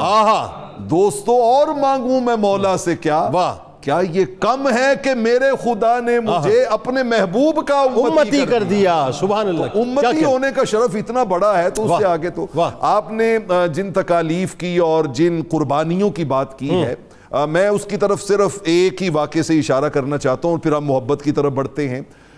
جب 3 سال کے لیے شیب ابی طالب نے، قریش مکہ نے بہت سخت بائیکاٹ کیا، بالکل ایسا ہے، کچھ کھانا پینا ادھر نہیں جا سکتا، کوئی ان کے ساتھ ڈیلنگ نہیں ہے، کوئی کاروبار نہیں ہے، کوئی ان کے ساتھ شادی کے معاملات نہیں ہیں، اور کھلے آسمان کے نیچے ایسا ہی جو مطلب جن کے لیے کائنات بنی ہے وہ پتے ابال ابال کے پی رہے ہیں، پتے ابال ابال کے یعنی وہ استعمال کر رہے ہیں، اور کئی دنوں کے فاقے چل رہے ہیں۔ ایسا ہی ایسا ہی دیکھیے اس ماں دیکھیے پھر وہ کیسے اپنے بچوں کو پروٹیکٹ کرنے کے خود ہی انتظام کرتی ہے۔ آپ کے بیٹے تھے نا، حضرت طالب تھے، حضرت جعفر تھے، حضرت عقیل تھے، حضرت علی شیر خدا تھے، تو رحمت کونین صلی اللہ علیہ وسلم جب شیب ابی طالب میں موجود ہے نا، تو حضرت ابو طالب اور آپ کی امی جان سیدہ فاطمہ بنت اسد سلام اللہ علیہا، یہ دونوں آپس میں مل کے انہوں نے کہا کہ وہ سارا دن ہمیں واچ کرتے ہیں مکہ والے، کیونکہ کوئی زیادہ ڈسٹینس تو تھا کوئی نہیں، بالکل پاس ہی تھی شیب ابی طالب، وہ سارا دن ہمیں واچ کرتے ہیں، اور انہیں پتا ہے کہ رحمت کونین کس جگہ پہ ہوتے ہیں، جی، تو اگر وہ رات کی تاریکی میں آ کے حملہ کر دیں تو ہمارے لیے بچانا مشکل ہو جائے گا، ممکن ہے وہ اندھیرے کا فائدہ اٹھا کے حملہ کر دیں۔ تو پتہ ہے سیدہ کیا کرتی، آپ رحمت کونین کی بارگاہ میں جاتی اور جا کہتی ان کے نالج میں ہے کہ آپ رات کو یہاں سوئے ہیں، آپ اٹھیے، میں آپ کو کہیں اور سلاتی ہوں، علی کو وہاں سلا دیتی، جعفر کو وہاں سلا دیتی، عقیل کو وہاں سلا دیتی، طالب، تاکہ اگر دشمن کا کوئی تیر، کائنات نے ہم میں سے وہ لفظ یوز کر دیتے ہوتے ہیں سوتیلی ماں، سٹیپ مدر، ہم وہ استعمال کر دیتے ہوتے ہیں، لیکن یہ دنیا کی انوکھی سوتیلی ماں ہے جو سگے بیٹوں کو قربان کرنا چاہتی ہے اور رحمت کونین کو بچانا چاہتی ہے، اللہ، اسی لیے پھر آقا علیہ الصلوۃ والسلام نے بھی، بلکہ میں یہاں پہ رک کے پیر صاحب کی وہ انہوں نے ایک نئی بات جو ہے وہ اس کو یاد رکھا کہ یہ اپنے اپنے نصیب تھے کہ اظہار کب کیا گیا، کہ عام طور پر تو ایسی ہے کہ سیدہ خدیجۃ الکبریٰ سلام اللہ علیہ سب سے پہلے اسلام قبول کیا، مجھے وہ مستدرک حاکم کی روایت یاد آ رہی ہے جس میں آقا علیہ الصلوۃ والسلام نے اپنی والدہ ماجدہ کو ٹریبیوٹ پیش کیا نا، کہا کہ امی آپ خود عام سے کپڑے پہنتی تھی، مجھے اچھے کپڑے پہناتی تھی، آپ کھانا چھوڑ دیتی تھی، مجھے کھلاتی تھی، آپ جو ہے وہ ساری تکلیفیں برداشت کرتی تھی، مجھے راحت دیتی تھی۔ یہ کرتے کرتے حضور نے ایک جملہ کہا، میں وہ پیر صاحب کی اس بات کو اس حدیث کے ساتھ جو ہے وہ آگے بڑھانا چاہتا ہوں۔ آپ نے فرمایا کہ یہ سارے کام آپ اس لیے کرتی تھی، اور یہ عمر ہے 8 سال، ابھی 32 سال کے بعد جا کے اعلان نبوت، ظاہری اعلان نبوت، اظہار نبوت ہونا ہے، یہ 32 سال پہلے کی بات ہے۔ آقا علیہ الصلوۃ والسلام فرما رہے ہیں امی جان یہ سارا کچھ جو آپ کرتی تھی نا، یہ کسی اور مقصد کے لیے نہیں کرتی تھی، یہ بھتیجا سمجھ کے نہیں کرتی تھی. تریدون بذالک وجہ اللہ والدار الآخرہ. تب بھی آپ کی نیت یہ ہوتی تھی کہ یہ کرنے سے ہمارا مولا راضی ہو, یہ کرنے سے ہماری آخرت اچھی ہوگی. اللہ مولا کی معرفت اور آخرت کا یقین تو انہیں 32 سال پہلے کا تھا, جس کے لیے وہ رحمت کونین کے ساتھ یہ کرتی تھی. اور آقا علیہ الصلوۃ والسلام نے پھر اس کا ریٹرن کیا کیا کہ جیسے روایت میں آتا ہے کہ حضور علیہ الصلوۃ والسلام ڈیلی کیلولہ اپنے گھر میں نہیں کرتے تھے. آپ ازواج سے کہتے میں اپنی امی جی کے گھر جا رہا ہوں, زور کے بعد کا جو کیلولہ ہے میں اپنی امی کے گھر میں کروں. اچھا, ڈیلی آپ سیدہ فاطمہ بنت اسد کے گھر میں جاتے, یہ روٹین تھی, روٹین تھی, وہاں پہ جا کے آپ کیلولہ, وہاں پہ جا کے کیلولہ. یعنی کیسے, اب دیکھیں اس میں ایک بات اور نکل آئی جس پہ آگے جا کے ہم بات کریں گے. یعنی اس کا مطلب سرکار علیہ السلام نے جو ہمیں روٹین کا توازن بھی کیسا دیا کہ ماں ظاہر ہے دوسرے گھر میں, یعنی دوپہر میں جا کے کیلولہ جو ہے ماں کے گھر میں ہو رہا ہے, زبردست استدلال ہے, اور شام کو جو ہے تمام ازواج کے گھر پہ جا رہے ہیں, وہاں پہ توازن پیدا ہو رہا ہے. یعنی بیوی اور بیوی مطلب ازواج اور ماں کے درمیان بیلنس رکھنا. کیا خوبصورت بات ہے.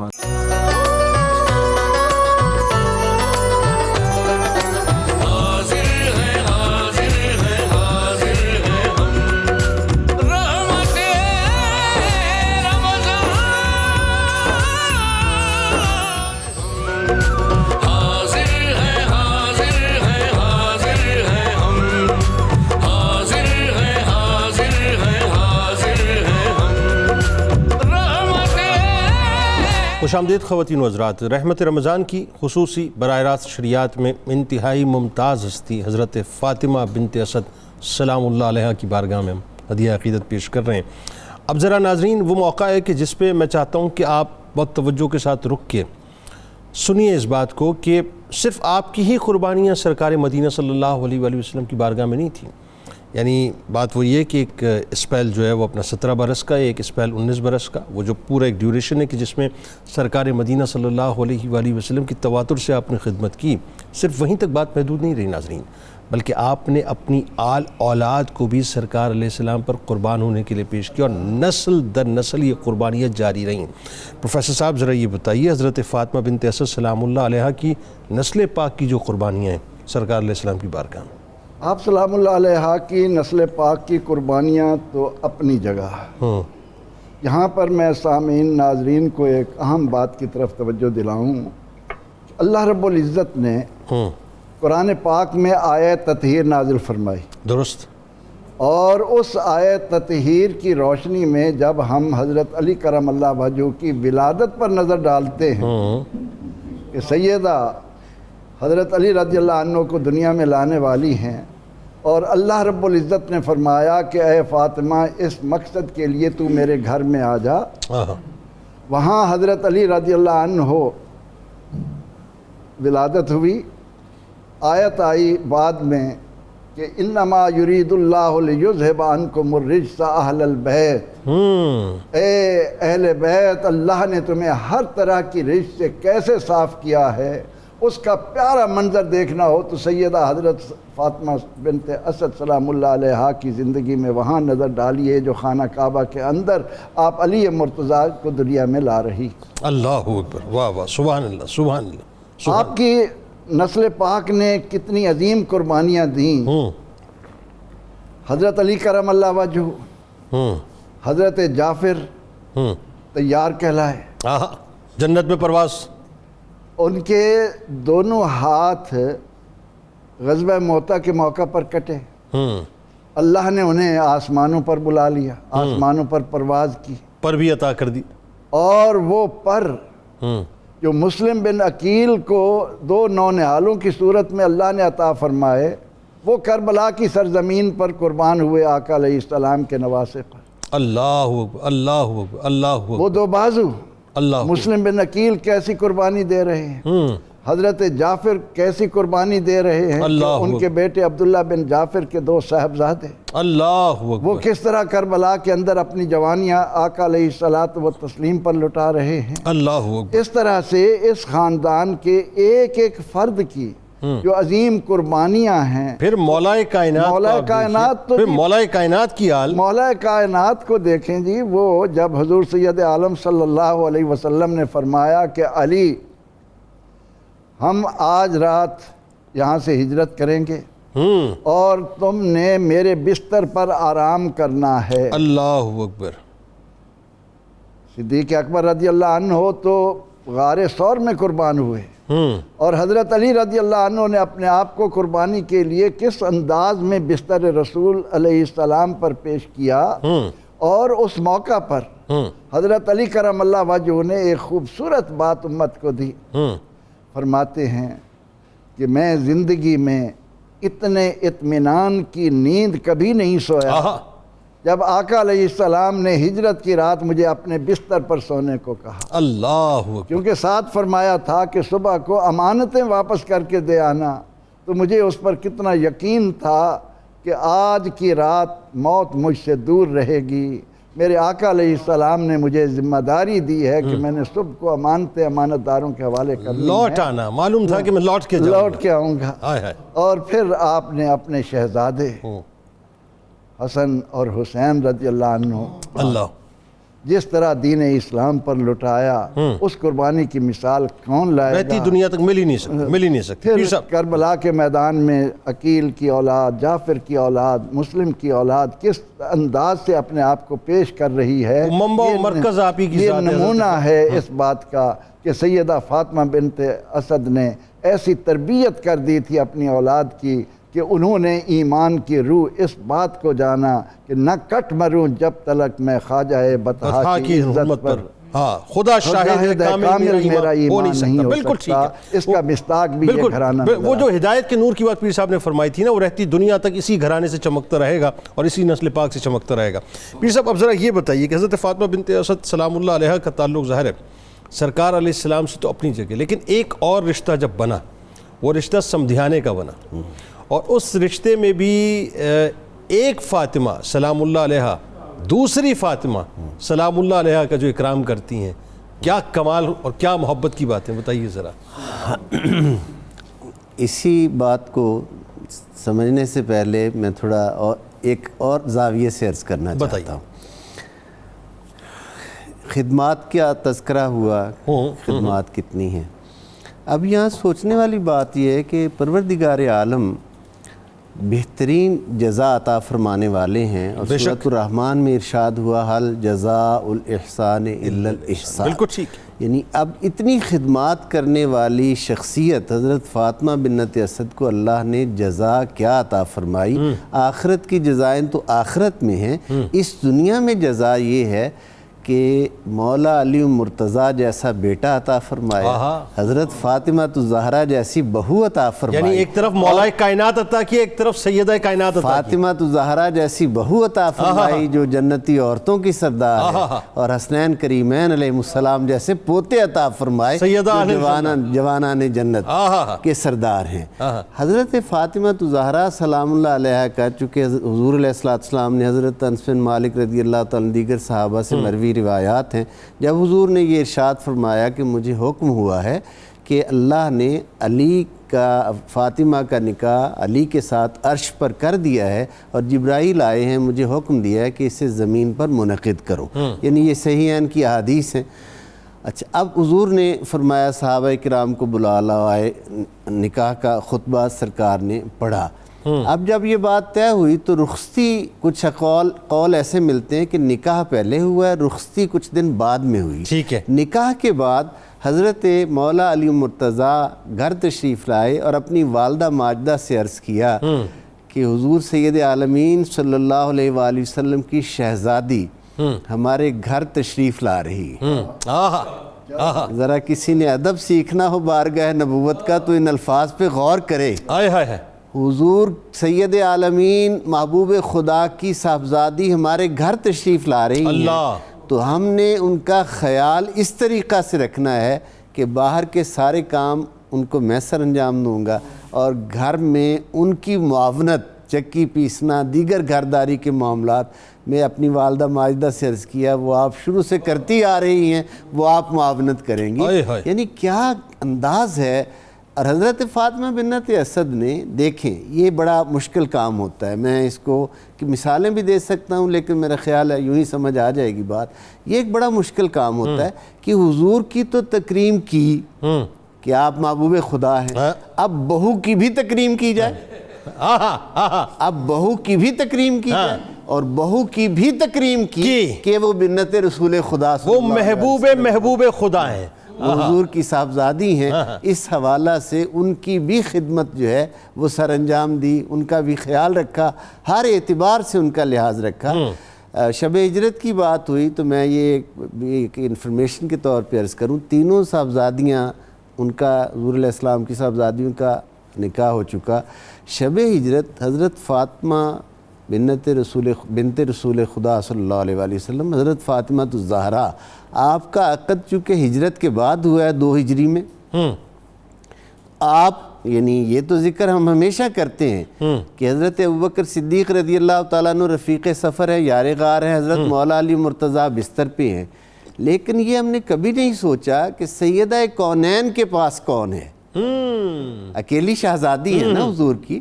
یہ ڈیوٹی بھی اس رات حضرت فاطمہ بنت اسد نے دی ہے کہ حضرت فاطمہ الزہرا کے پاس دلجوئی کے لیے، یعنی اتنا کٹھن مرحلہ ہے کہ حضور علیہ السلام کے لیے مکہ مکرمہ میں رہنا یعنی اتنی مشکلات پیدا کر دی گئی نا۔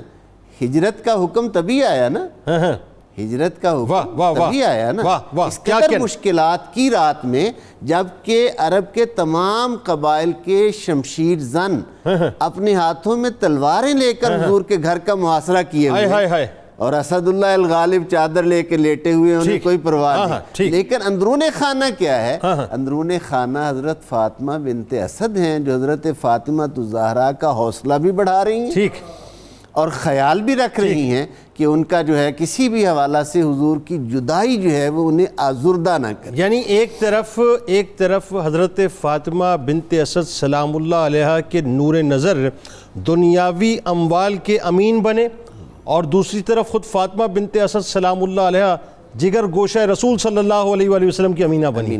اچھا جی، بات آگے بڑھاتے ہیں آخر میں، اب اس سلسلے کو یہاں میرا خیال ہے اب اس منظرنامے کو لوگوں کے سامنے ضرور آنا چاہیے، اور وہ ایسا عشق سے، محبت سے، عقیدتوں سے، عطاؤں سے، میرے سرکار کی عطاؤں سے بھرا جو ایک منظرنامہ ہے کہ جہاں ظاہر آپ پردہ فرماتی ہیں، اور اس کے بعد آپ کا لحد میں اتارا جانا، اور سرکار علیہ السلام کا میں اگر اس کے لیے دنیا کے سب سے بہترین پروٹوکول کا یا top of the line protocol کا اگر ورڈ یوز کروں تو میرا خیال ہے وہ غلط نہ ہوگا کہ اس سے زیادہ عالی شان جنازہ تاریخ نے یا چشم فلک نے کبھی نہیں دیکھا ہوگا جو جنازہ سیدہ فاطمہ بنت اسد سلام اللہ علیہ کا تھا۔ بتائیے۔ سبحان اللہ، سبحان اللہ۔ دیکھیں جس طرح جنید بھائی انہوں نے پوری زندگی رحمت کونین صلی اللہ علیہ وسلم سے وفاؤں کا اپنا رشتہ نبھایا ہے، تو پھر آقا کریم علیہ السلام نے بھی اس کے جواب میں انہوں نے نبھایا اپنی حیثیت کے اعتبار سے، اور رحمت کونین نے انہیں نوازا ہے اپنے مقام اور اپنی شان کے اعتبار سے، وہ نوازا ہے۔ آپ جلوہ افروز ہیں، مولا کائنات حاضر خدمت ہوتے ہیں اور رو رہے ہیں، تو رحمت کونین صلی اللہ علیہ وسلم نے پوچھا علی کیا ہوا؟ رو کے کہتے ہیں حضور میری امی جی فوت ہو گئی۔ اللہ، میرے کریم آقا علیہ السلام کی آنکھوں سے اشکوں کی برسات لگتی ہے، اور آپ پہلا جملہ حضرت علی کی تسلی کے لیے کیا فرماتے ہیں؟ فرماتے ہیں علی تیری اکیلی ماں فوت نہیں ہوئی، تیری ماں کے ساتھ میری ماں بھی فوت ہو گئی۔ اللہ اللہ، وہ تیری اکیلی والدہ نہیں تھی، وہ میری بھی والدہ تھی۔ حضرت سعید ابن مسیب رضی اللہ تعالیٰ عنہ، آپ نے جس پروٹوکول کی بات کی ہے تو آپ دیکھیے، وہ کہتے ہیں ہم صحن حرم میں بیٹھے ہوئے تھے اور امام زین العابدین رضی اللہ تعالیٰ عنہ وہاں سے پاس سے گزرے ہیں، تو ہمارے دل میں ایسے خیال آیا کہ ہم ان سے ان کی دادی اماں کی کوئی باتیں سنتے ہیں، یہ تو گھر والے ہیں نا، تو گھر والے کو باتیں زیادہ پتہ ہوتی ہیں، تو کہتے ہیں ہم ان کے پاس خدمت میں حاضر ہوئے اور جا کر کہتے ہیں کہ حضور آپ ہمیں اپنے دادا جان مولا کائنات علی شیر خدا رضی اللہ تعالیٰ عنہ کی جو امی جان تھی سیدہ فاطمہ بنت اسد رضی اللہ تعالیٰ عنہ، ان کی کچھ باتیں سنائیں جو آپ نے اپنے خاندان کے اندر سنی ہوں۔ تو کہتے ہیں انہوں نے کہا کہ میں تمہیں پھر اپنی دادی جان، اچھا دادی جان دیکھیے کتنے نصیبوں والی ہے، ریگزار کربلا پہ 18 سادات کے پیکرانے عشق پڑے ہوئے ہیں، 18 سادات، اور 18 کے 18 آپ کے پوتے ہیں، سارے ہاشمی النسل، سارے ہاشمی النسل، سارے ہاشمی نسل. مطلب دیکھیں نا کتنا اونچا مقام ہے. اللہ اللہ. انہوں نے کہا کہ آپ ذرا دیکھیے میری دادی اماں جب دنیا سے رخصت ہوئی ہیں تو آقا علیہ الصلوۃ والسلام آپ نے ڈیوٹیاں کن کی لگائی ہیں؟ آپ نے مولا کائنات حضرت علی شیر خدا کی اس خبر دینے پہ سیدنا فاروق اعظم کو بلایا, حضرت ابو ایوب انصاری کو بلایا, اللہ اکبر, اور انہیں بلا کے کہا کہ قبر تم نے کھودنی ہے. حضرت فاروق اعظم رضی اللہ تعالیٰ عنہ نے قبر مبارک مولا کائنات کی والدہ مبارک والدہ ماجدہ کی, آپ ذرا اس سے ان کی قربتیں دیکھیں, یا اللہ, قربتیں دیکھیں. انہوں نے قبر کھود دی ہے. اچھا جیسے ہوتا ہے نا تسلی نہیں ہوتی, رحمت کونین خود تشریف لائے ہیں اور آپ فرماتے ہیں کدال مجھے پکڑاؤ میں اپنی ماں کی قبر خود کھودتا ہوں. حضور خود قبر انور میں اترے ہیں اور آپ نے اپنے ہاتھوں سے قبر کو کھودا ہے. اور اس کے بعد پھر آپ قبر میں, حضرت علی شیر خدا کہتے ہیں کہ لیٹ کے کبھی کروٹیں بدل کے ادھر جاتے ہیں, کبھی کروٹ بدل کے ادھر آتے ہیں, کبھی اس دیوار کو ٹچ کرتے ہیں, کبھی اس یہ ایک بیٹے کا اظہار محبت ہے اپنی ماں کے ساتھ, اپنی ماں کے ساتھ. اور صحابہ کرام پوچھتے ہیں یا رسول اللہ صلی اللہ علیہ وسلم ہم نے کبھی بھی آپ کو ایسا کرتے ہوئے نہیں دیکھا. ایک عشق کی بات آ گئی, اگر فرمائیں تو عرض کر دوں. اصل میں یہ قبر میں ادھر ادھر ہونے کا مطلب یہ تھا کہ ہر دیوار کو اور مٹی کے ایک ایک ذرے کو اپنا لمس دینا مقصود تھا کہ اب جو آئے وہ خوشبو مصطفیٰ سونگ کر جائے. کوئی شک نہیں ہے اس میں کوئی شک نہیں ہے. اور رحمت کونین صلی اللہ علیہ وسلم جب وہ قبر مبارک کو تیار کر کے اور پھر اس کے بعد آپ نے ایک جملہ کہا, آپ نے فرمایا جبرائیل میرے پاس آئے اور انہوں نے آ کے کہا ہے کہ یا رسول اللہ صلی اللہ علیہ وسلم آپ کی امی جان دنیا سے گئی ہے نا, ہم نے ان کی نماز جنازہ پڑھنے کے لیے جنت سے 70,000 فرشتے بھیجے. اللہ اکبر, 70,000 ملائکہ آئے ہیں ان کی نماز جنازہ پڑھنے کے لیے. اچھا پھر خود رحمت کونین دوبارہ قبر میں اترے اور آپ نے قرآن کی تلاوت شروع کی ہے. میں اس ماں کی عظمت پہ قربان جاؤں جن کی قبر میں صاحب قرآن پڑھ صاحب قرآن پڑھ رہا ہے اور اس کو برکتوں کا ایک مرکز بنا رہا ہے. اور آخری بات میں جنید بھائی عرض کرتا ہوں, جب آقا باہر نکلے نا تو آپ نے فرمایا کہ میرے رب نے میری ماں کا اکرام یہ کیا ہے کہ 2 چراغ سر کی طرف نورانی, 2 نورانی چراغ پاؤں کی طرف اور 2 نورانی چراغ سینٹر میں, 6 نورانی چراغوں سے اللہ نے میری ماں کی قبر کو روشن کر دیا. میری ماں کی قبر کو روشن کر دیا. تو یہ پروٹوکول رحمت کونین صلی اللہ علیہ وسلم نے اپنی والدہ ماجدہ. اللہ اکبر, اللہ سبحان. اس کا مطلب یہ ہوا کہ سرکار علیہ السلام صرف خوشبو ہی نہیں مہکا رہے تھے, ان چراغوں کو بھی روشن فرما رہے تھے. بے شک ایسے ہی.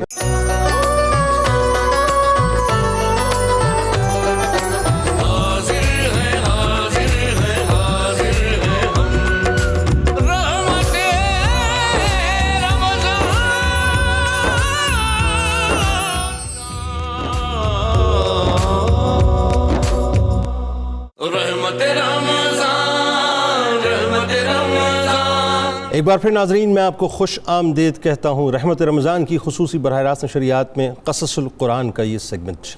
کل ناظرین ہم بات کر رہے تھے حضرت لوط علیہ السلام کی قوم پر آنے والے عذاب کے حوالے سے, یعنی یہ وہ لوگ تھے کہ جنہوں نے تاریخ میں سب سے پہلے میرا جسم میری مرضی کا نعرہ لگایا تھا. ناظرین مائی باڈی مائی چوائس کا جو تصور ہے وہ وہیں سے ٹو ہوا ہے, اور ظاہر ہے آج آپ اس کے نعرے پورے دنیا کے اندر دیکھتے ہیں, خاص طور پہ پاکستان میں تو اس کا بڑا واویلا ہے.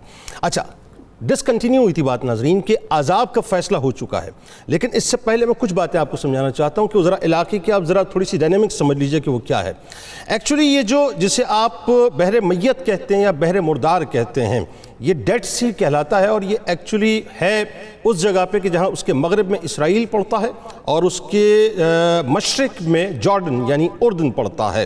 اچھا اس کی جو جھیل ہے ناظرین, یہ جھیل جو اس وقت ڈیڈ سی کی صورت میں ہے, نمکیات اس میں بہت ہے, 25% کے قریب نمکیات ہے, اور سطح سمندر سے تقریباً کوئی 420 میٹر نیچے یعنی 1378 فٹ اس وقت وہ نیچے ہے. اس کی جو لمبائی ہے ناظرین وہ تقریباً 67 کلومیٹر یعنی 42 میل ہے, اور اس جھیل کی چوڑائی تقریباً 18 کلومیٹر یعنی 11 میل ہے. یہ تقریباً 4000 برس پہلے کا واقعہ ہے, 4000 برس پہلے کا ناظرین. اور یہاں صورتحال یہ تھی کہ اللہ تبارک و تعالیٰ نے بے انتہا حسین بستیاں عطا کی تھیں, باغات تھے, پھل تھے, سبزیاں, یعنی دنیا کی خوبصورت ترین بستیاں یہاں پر تھیں, اور 5 لاکھ کے قریب افراد وہاں پر بستے تھے. حضرت لوط علیہ السلام کو اللہ تعالیٰ نے 175 برس کی عمر عطا کی اور تقریباً 100 برس تک آپ نے اللہ کا پیغام اس قوم کو پہنچایا تھا، لیکن وہی بات ہے ناظرین کہ یہ قوم ماننے کو کسی طور بھی تیار نہیں تھی۔ اچھا، اب بات وہیں سے شروع کرتے ہیں۔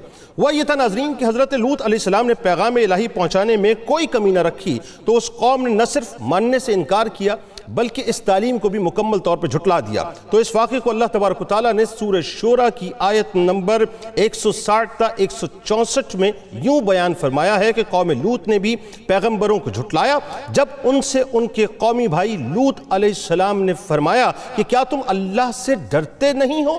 بے شک میں تمہارے لیے امانت دار رسول بن کر آیا ہوں، پس تم اللہ سے ڈرو اور میری اطاعت اختیار کرو۔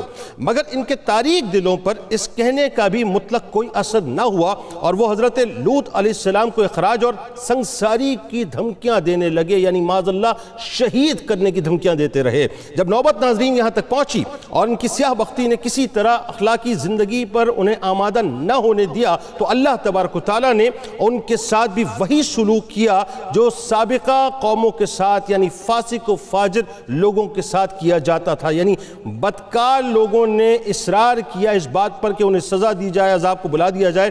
بربادی و ہلاکت کی صورت میں ناظرین ان کا مقدر وہی بننے والا تھا۔ غرض اللہ تبارک و تعالیٰ کے فرشتے حضرت ابراہیم علیہ السلام کے پاس سے روانہ ہو کر شہر سدوم پہنچے، یعنی ان کی ایک میٹنگ حضرت ابراہیم علیہ السلام سے ہو چکی تھی جس کا ذکر میں نے کل کیا تھا، اور حضرت لوط علیہ السلام کے یہاں مہمان ہوئے۔ یہ اپنی شکل و صورت میں انتہائی حسین و جمیل خوبصورت نوجوان لڑکوں کی شکل و صورت میں تھے۔ حضرت لوط علیہ السلام ان مہمانوں کو دیکھ کر گھبرا گئے اور ڈر گئے۔ ظاہر وہ قوم کا مزاج جانتے تھے کہ ہونے والا کیا ہے کہ بدبخت قوم میرے مہمانوں کے ساتھ کیا معاملہ کرے گی، کیونکہ ناظرین ابھی تک ان کو یہ نہیں بتایا گیا تھا کہ وہ اللہ کے فرشتے ہیں، یعنی لوط علیہ السلام ابھی تک بے خبر اس حوالے سے تھے۔ ابھی حضرت لوط علیہ السلام اسی سوچ و بچار میں تھے کہ قوم کو خبر ہو گئی اور وہ حضرت لوط علیہ السلام کے مکان پر چڑھ آئے اور مطالبہ کرنے لگے کہ تم ان مہمانوں کو ہمارے حوالے کر دو۔ حضرت لوط علیہ السلام نے بہت سمجھایا اور کہا کہ کیا تم میں کوئی بھی سلیم فطرت انسان نہیں ہے، یعنی اچھی طبیعت والا نہیں ہے کہ وہ حق بات کو سمجھے؟ تم کیوں لعنت میں گرفتار ہوتے ہو اور خواہشات نفس کے ایفا کے لیے فطری جو طریق ہے اس عمل کو چھوڑ کر حلال طریقے سے عورتوں کو رفیقہ حیات بنانے کی جگہ اس ملعون بے حیائی کے درپے ہوتے ہو؟ اے کاش میں رکن رشید کی زبردست حمایت حاصل کر سکتا۔ حضرت لوط علیہ السلام کی اس پریشانی کو دیکھ کر فرشتوں نے کہا کہ آپ ہماری ظاہری صورتوں کو دیکھ کر گھبرائیے مت۔ اب ان کو ڈھارس دی گئی اور بتایا کہ ہم عذاب کے فرشتے ہیں اور اللہ کا قانون جزائے اعمال کا فیصلہ ان کے حق میں اٹل ہے اور وہ اب ان کے سر سے ٹلنے والا نہیں، یعنی فیصلہ ہو چکا ہے۔ آپ کے ذہن میں رہے ناظرین کہ حضرت لوط علیہ السلام بار بار اپنی قوم کو تنبیہ کرتے رہے اور وہ اتنی متکبر اتنی سرکش قوم تھی کہ انہوں نے کہا کہ لے آئیے وہ عذاب جس کی آپ بات کرتے ہیں، یعنی بالکل اس طرح کی بات ہے ناظرین۔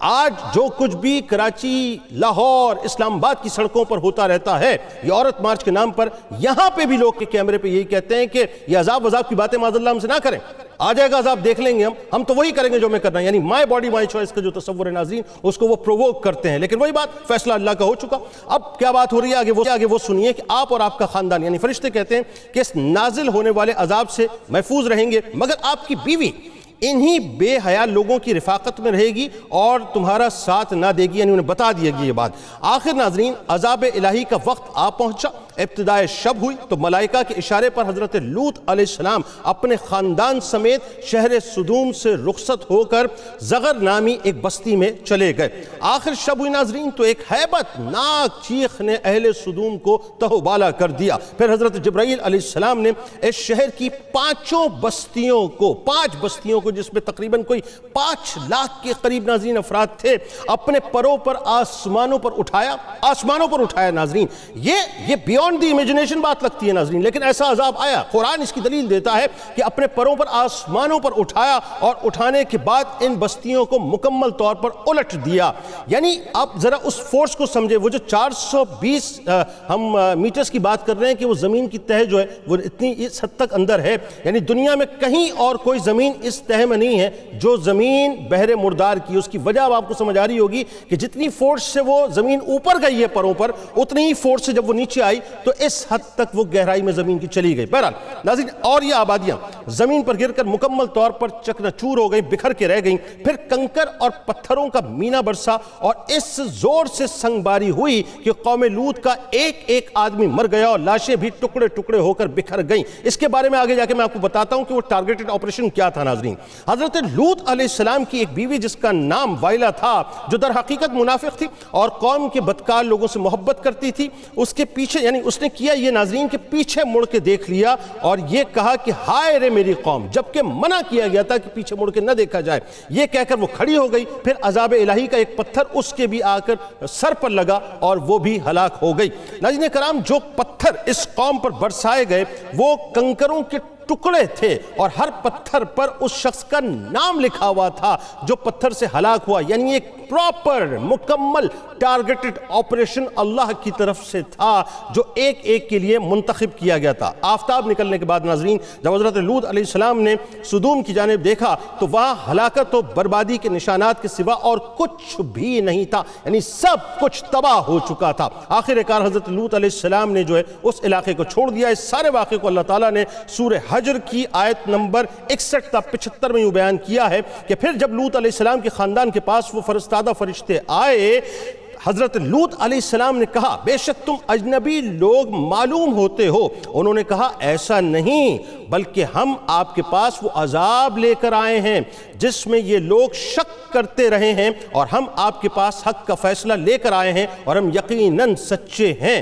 پس آپ اپنے اہل خانہ کو رات کے کسی حصے میں لے کر نکل جائیے اور آپ خود ان کے پیچھے پیچھے چلیے اور آپ میں سے کوئی مڑ کر بھی پیچھے نہ دیکھے۔ یعنی تنبیہ آ چکی تھی اللہ کی طرف سے، لیکن آپ کی بیوی نے پیچھے مڑ کے دیکھ لیا اور آپ کو جہاں جانے کا حکم دیا ہے وہاں چلے جائیے۔ اور ہم نے لوط علیہ السلام کو اس فیصلے سے بذریعہ وہی آگاہ کر دیا، بے شک ان کے صبح کرتے ہی ان لوگوں کی جڑ کٹ جائے گی۔ اور اہل شہر اپنی بدمستی میں خوشیاں مناتے ہوئے حضرت لوط علیہ السلام کے پاس آ پہنچے تو حضرت لوط علیہ السلام نے کہا بے شک یہ لوگ میرے مہمان ہیں، پس تم مجھے ان کے بارے میں شرمسار نہ کرو۔ یہ فرشتوں کے بارے میں بات ہو رہی ہے، اور اللہ کے غضب سے ڈرو اور مجھے رسوا نہ کرو۔ وہ بدمست لوگ بولے اے لوط، کیا ہم نے تمہیں دنیا بھر کے لوگوں کی حمایت سے منع نہیں کیا تھا؟ حضرت لوط علیہ السلام نے فرمایا یہ میری قوم کی بیٹیاں ہیں، اگر تم کچھ کرنا چاہتے ہو تو بجائے بدکاری کے ان کے ساتھ نکاح کر لو۔ اے حبیب مکرم، آپ کی عمر مبارک کی قسم، یہاں پر اللہ تبارک و تعالیٰ اپنے محبوب کی عمر مبارک کی قسم اٹھاتا ہے کہ بے شک یہ لوگ بھی قوم لوط کی طرح اپنی بدمستی میں سرگرداں پھر رہے ہیں، پس انہیں طلوع آفتاب کے ساتھ ہی سخت آتشی کڑک نے آ لیا، سو ان کی بستی کو زیر و زبر کر دیا اور ہم نے ان پر پتھر کی طرح سخت مٹی کے کنکر برسائے۔ بے شک اس واقعے میں اہل فراست کے لیے نشانیاں ہیں۔ تورات شریف میں ناظرین ہے کہ حضرت لوط علیہ السلام اپنے خاندان کے ساتھ شہر سدوم سے ہجرت کر کے سوغر یا زغر کی بستی میں چلے گئے جو سدوم کے قریب ہی آباد تھی۔ چنانچہ قرآن مجید میں ارشاد ہوتا ہے کہ پس ہم نے ان کو یعنی لوط علیہ السلام کو اور ان کے اہل خانہ کو نجات دے دی، سوائے ان کی بیوی کے، وہ عذاب میں پڑے رہنے والوں میں سے تھی، اور ہم نے ان پر پتھروں کی بارش کر دی۔ سو آپ دیکھیے کہ مجرموں کا انجام کیسا ہوا۔ اس واقعے سے ناظرین معلوم ہوتا ہے کہ بدکاری انتہائی شدید اور ہولناک گناہ کبیرہ ہے۔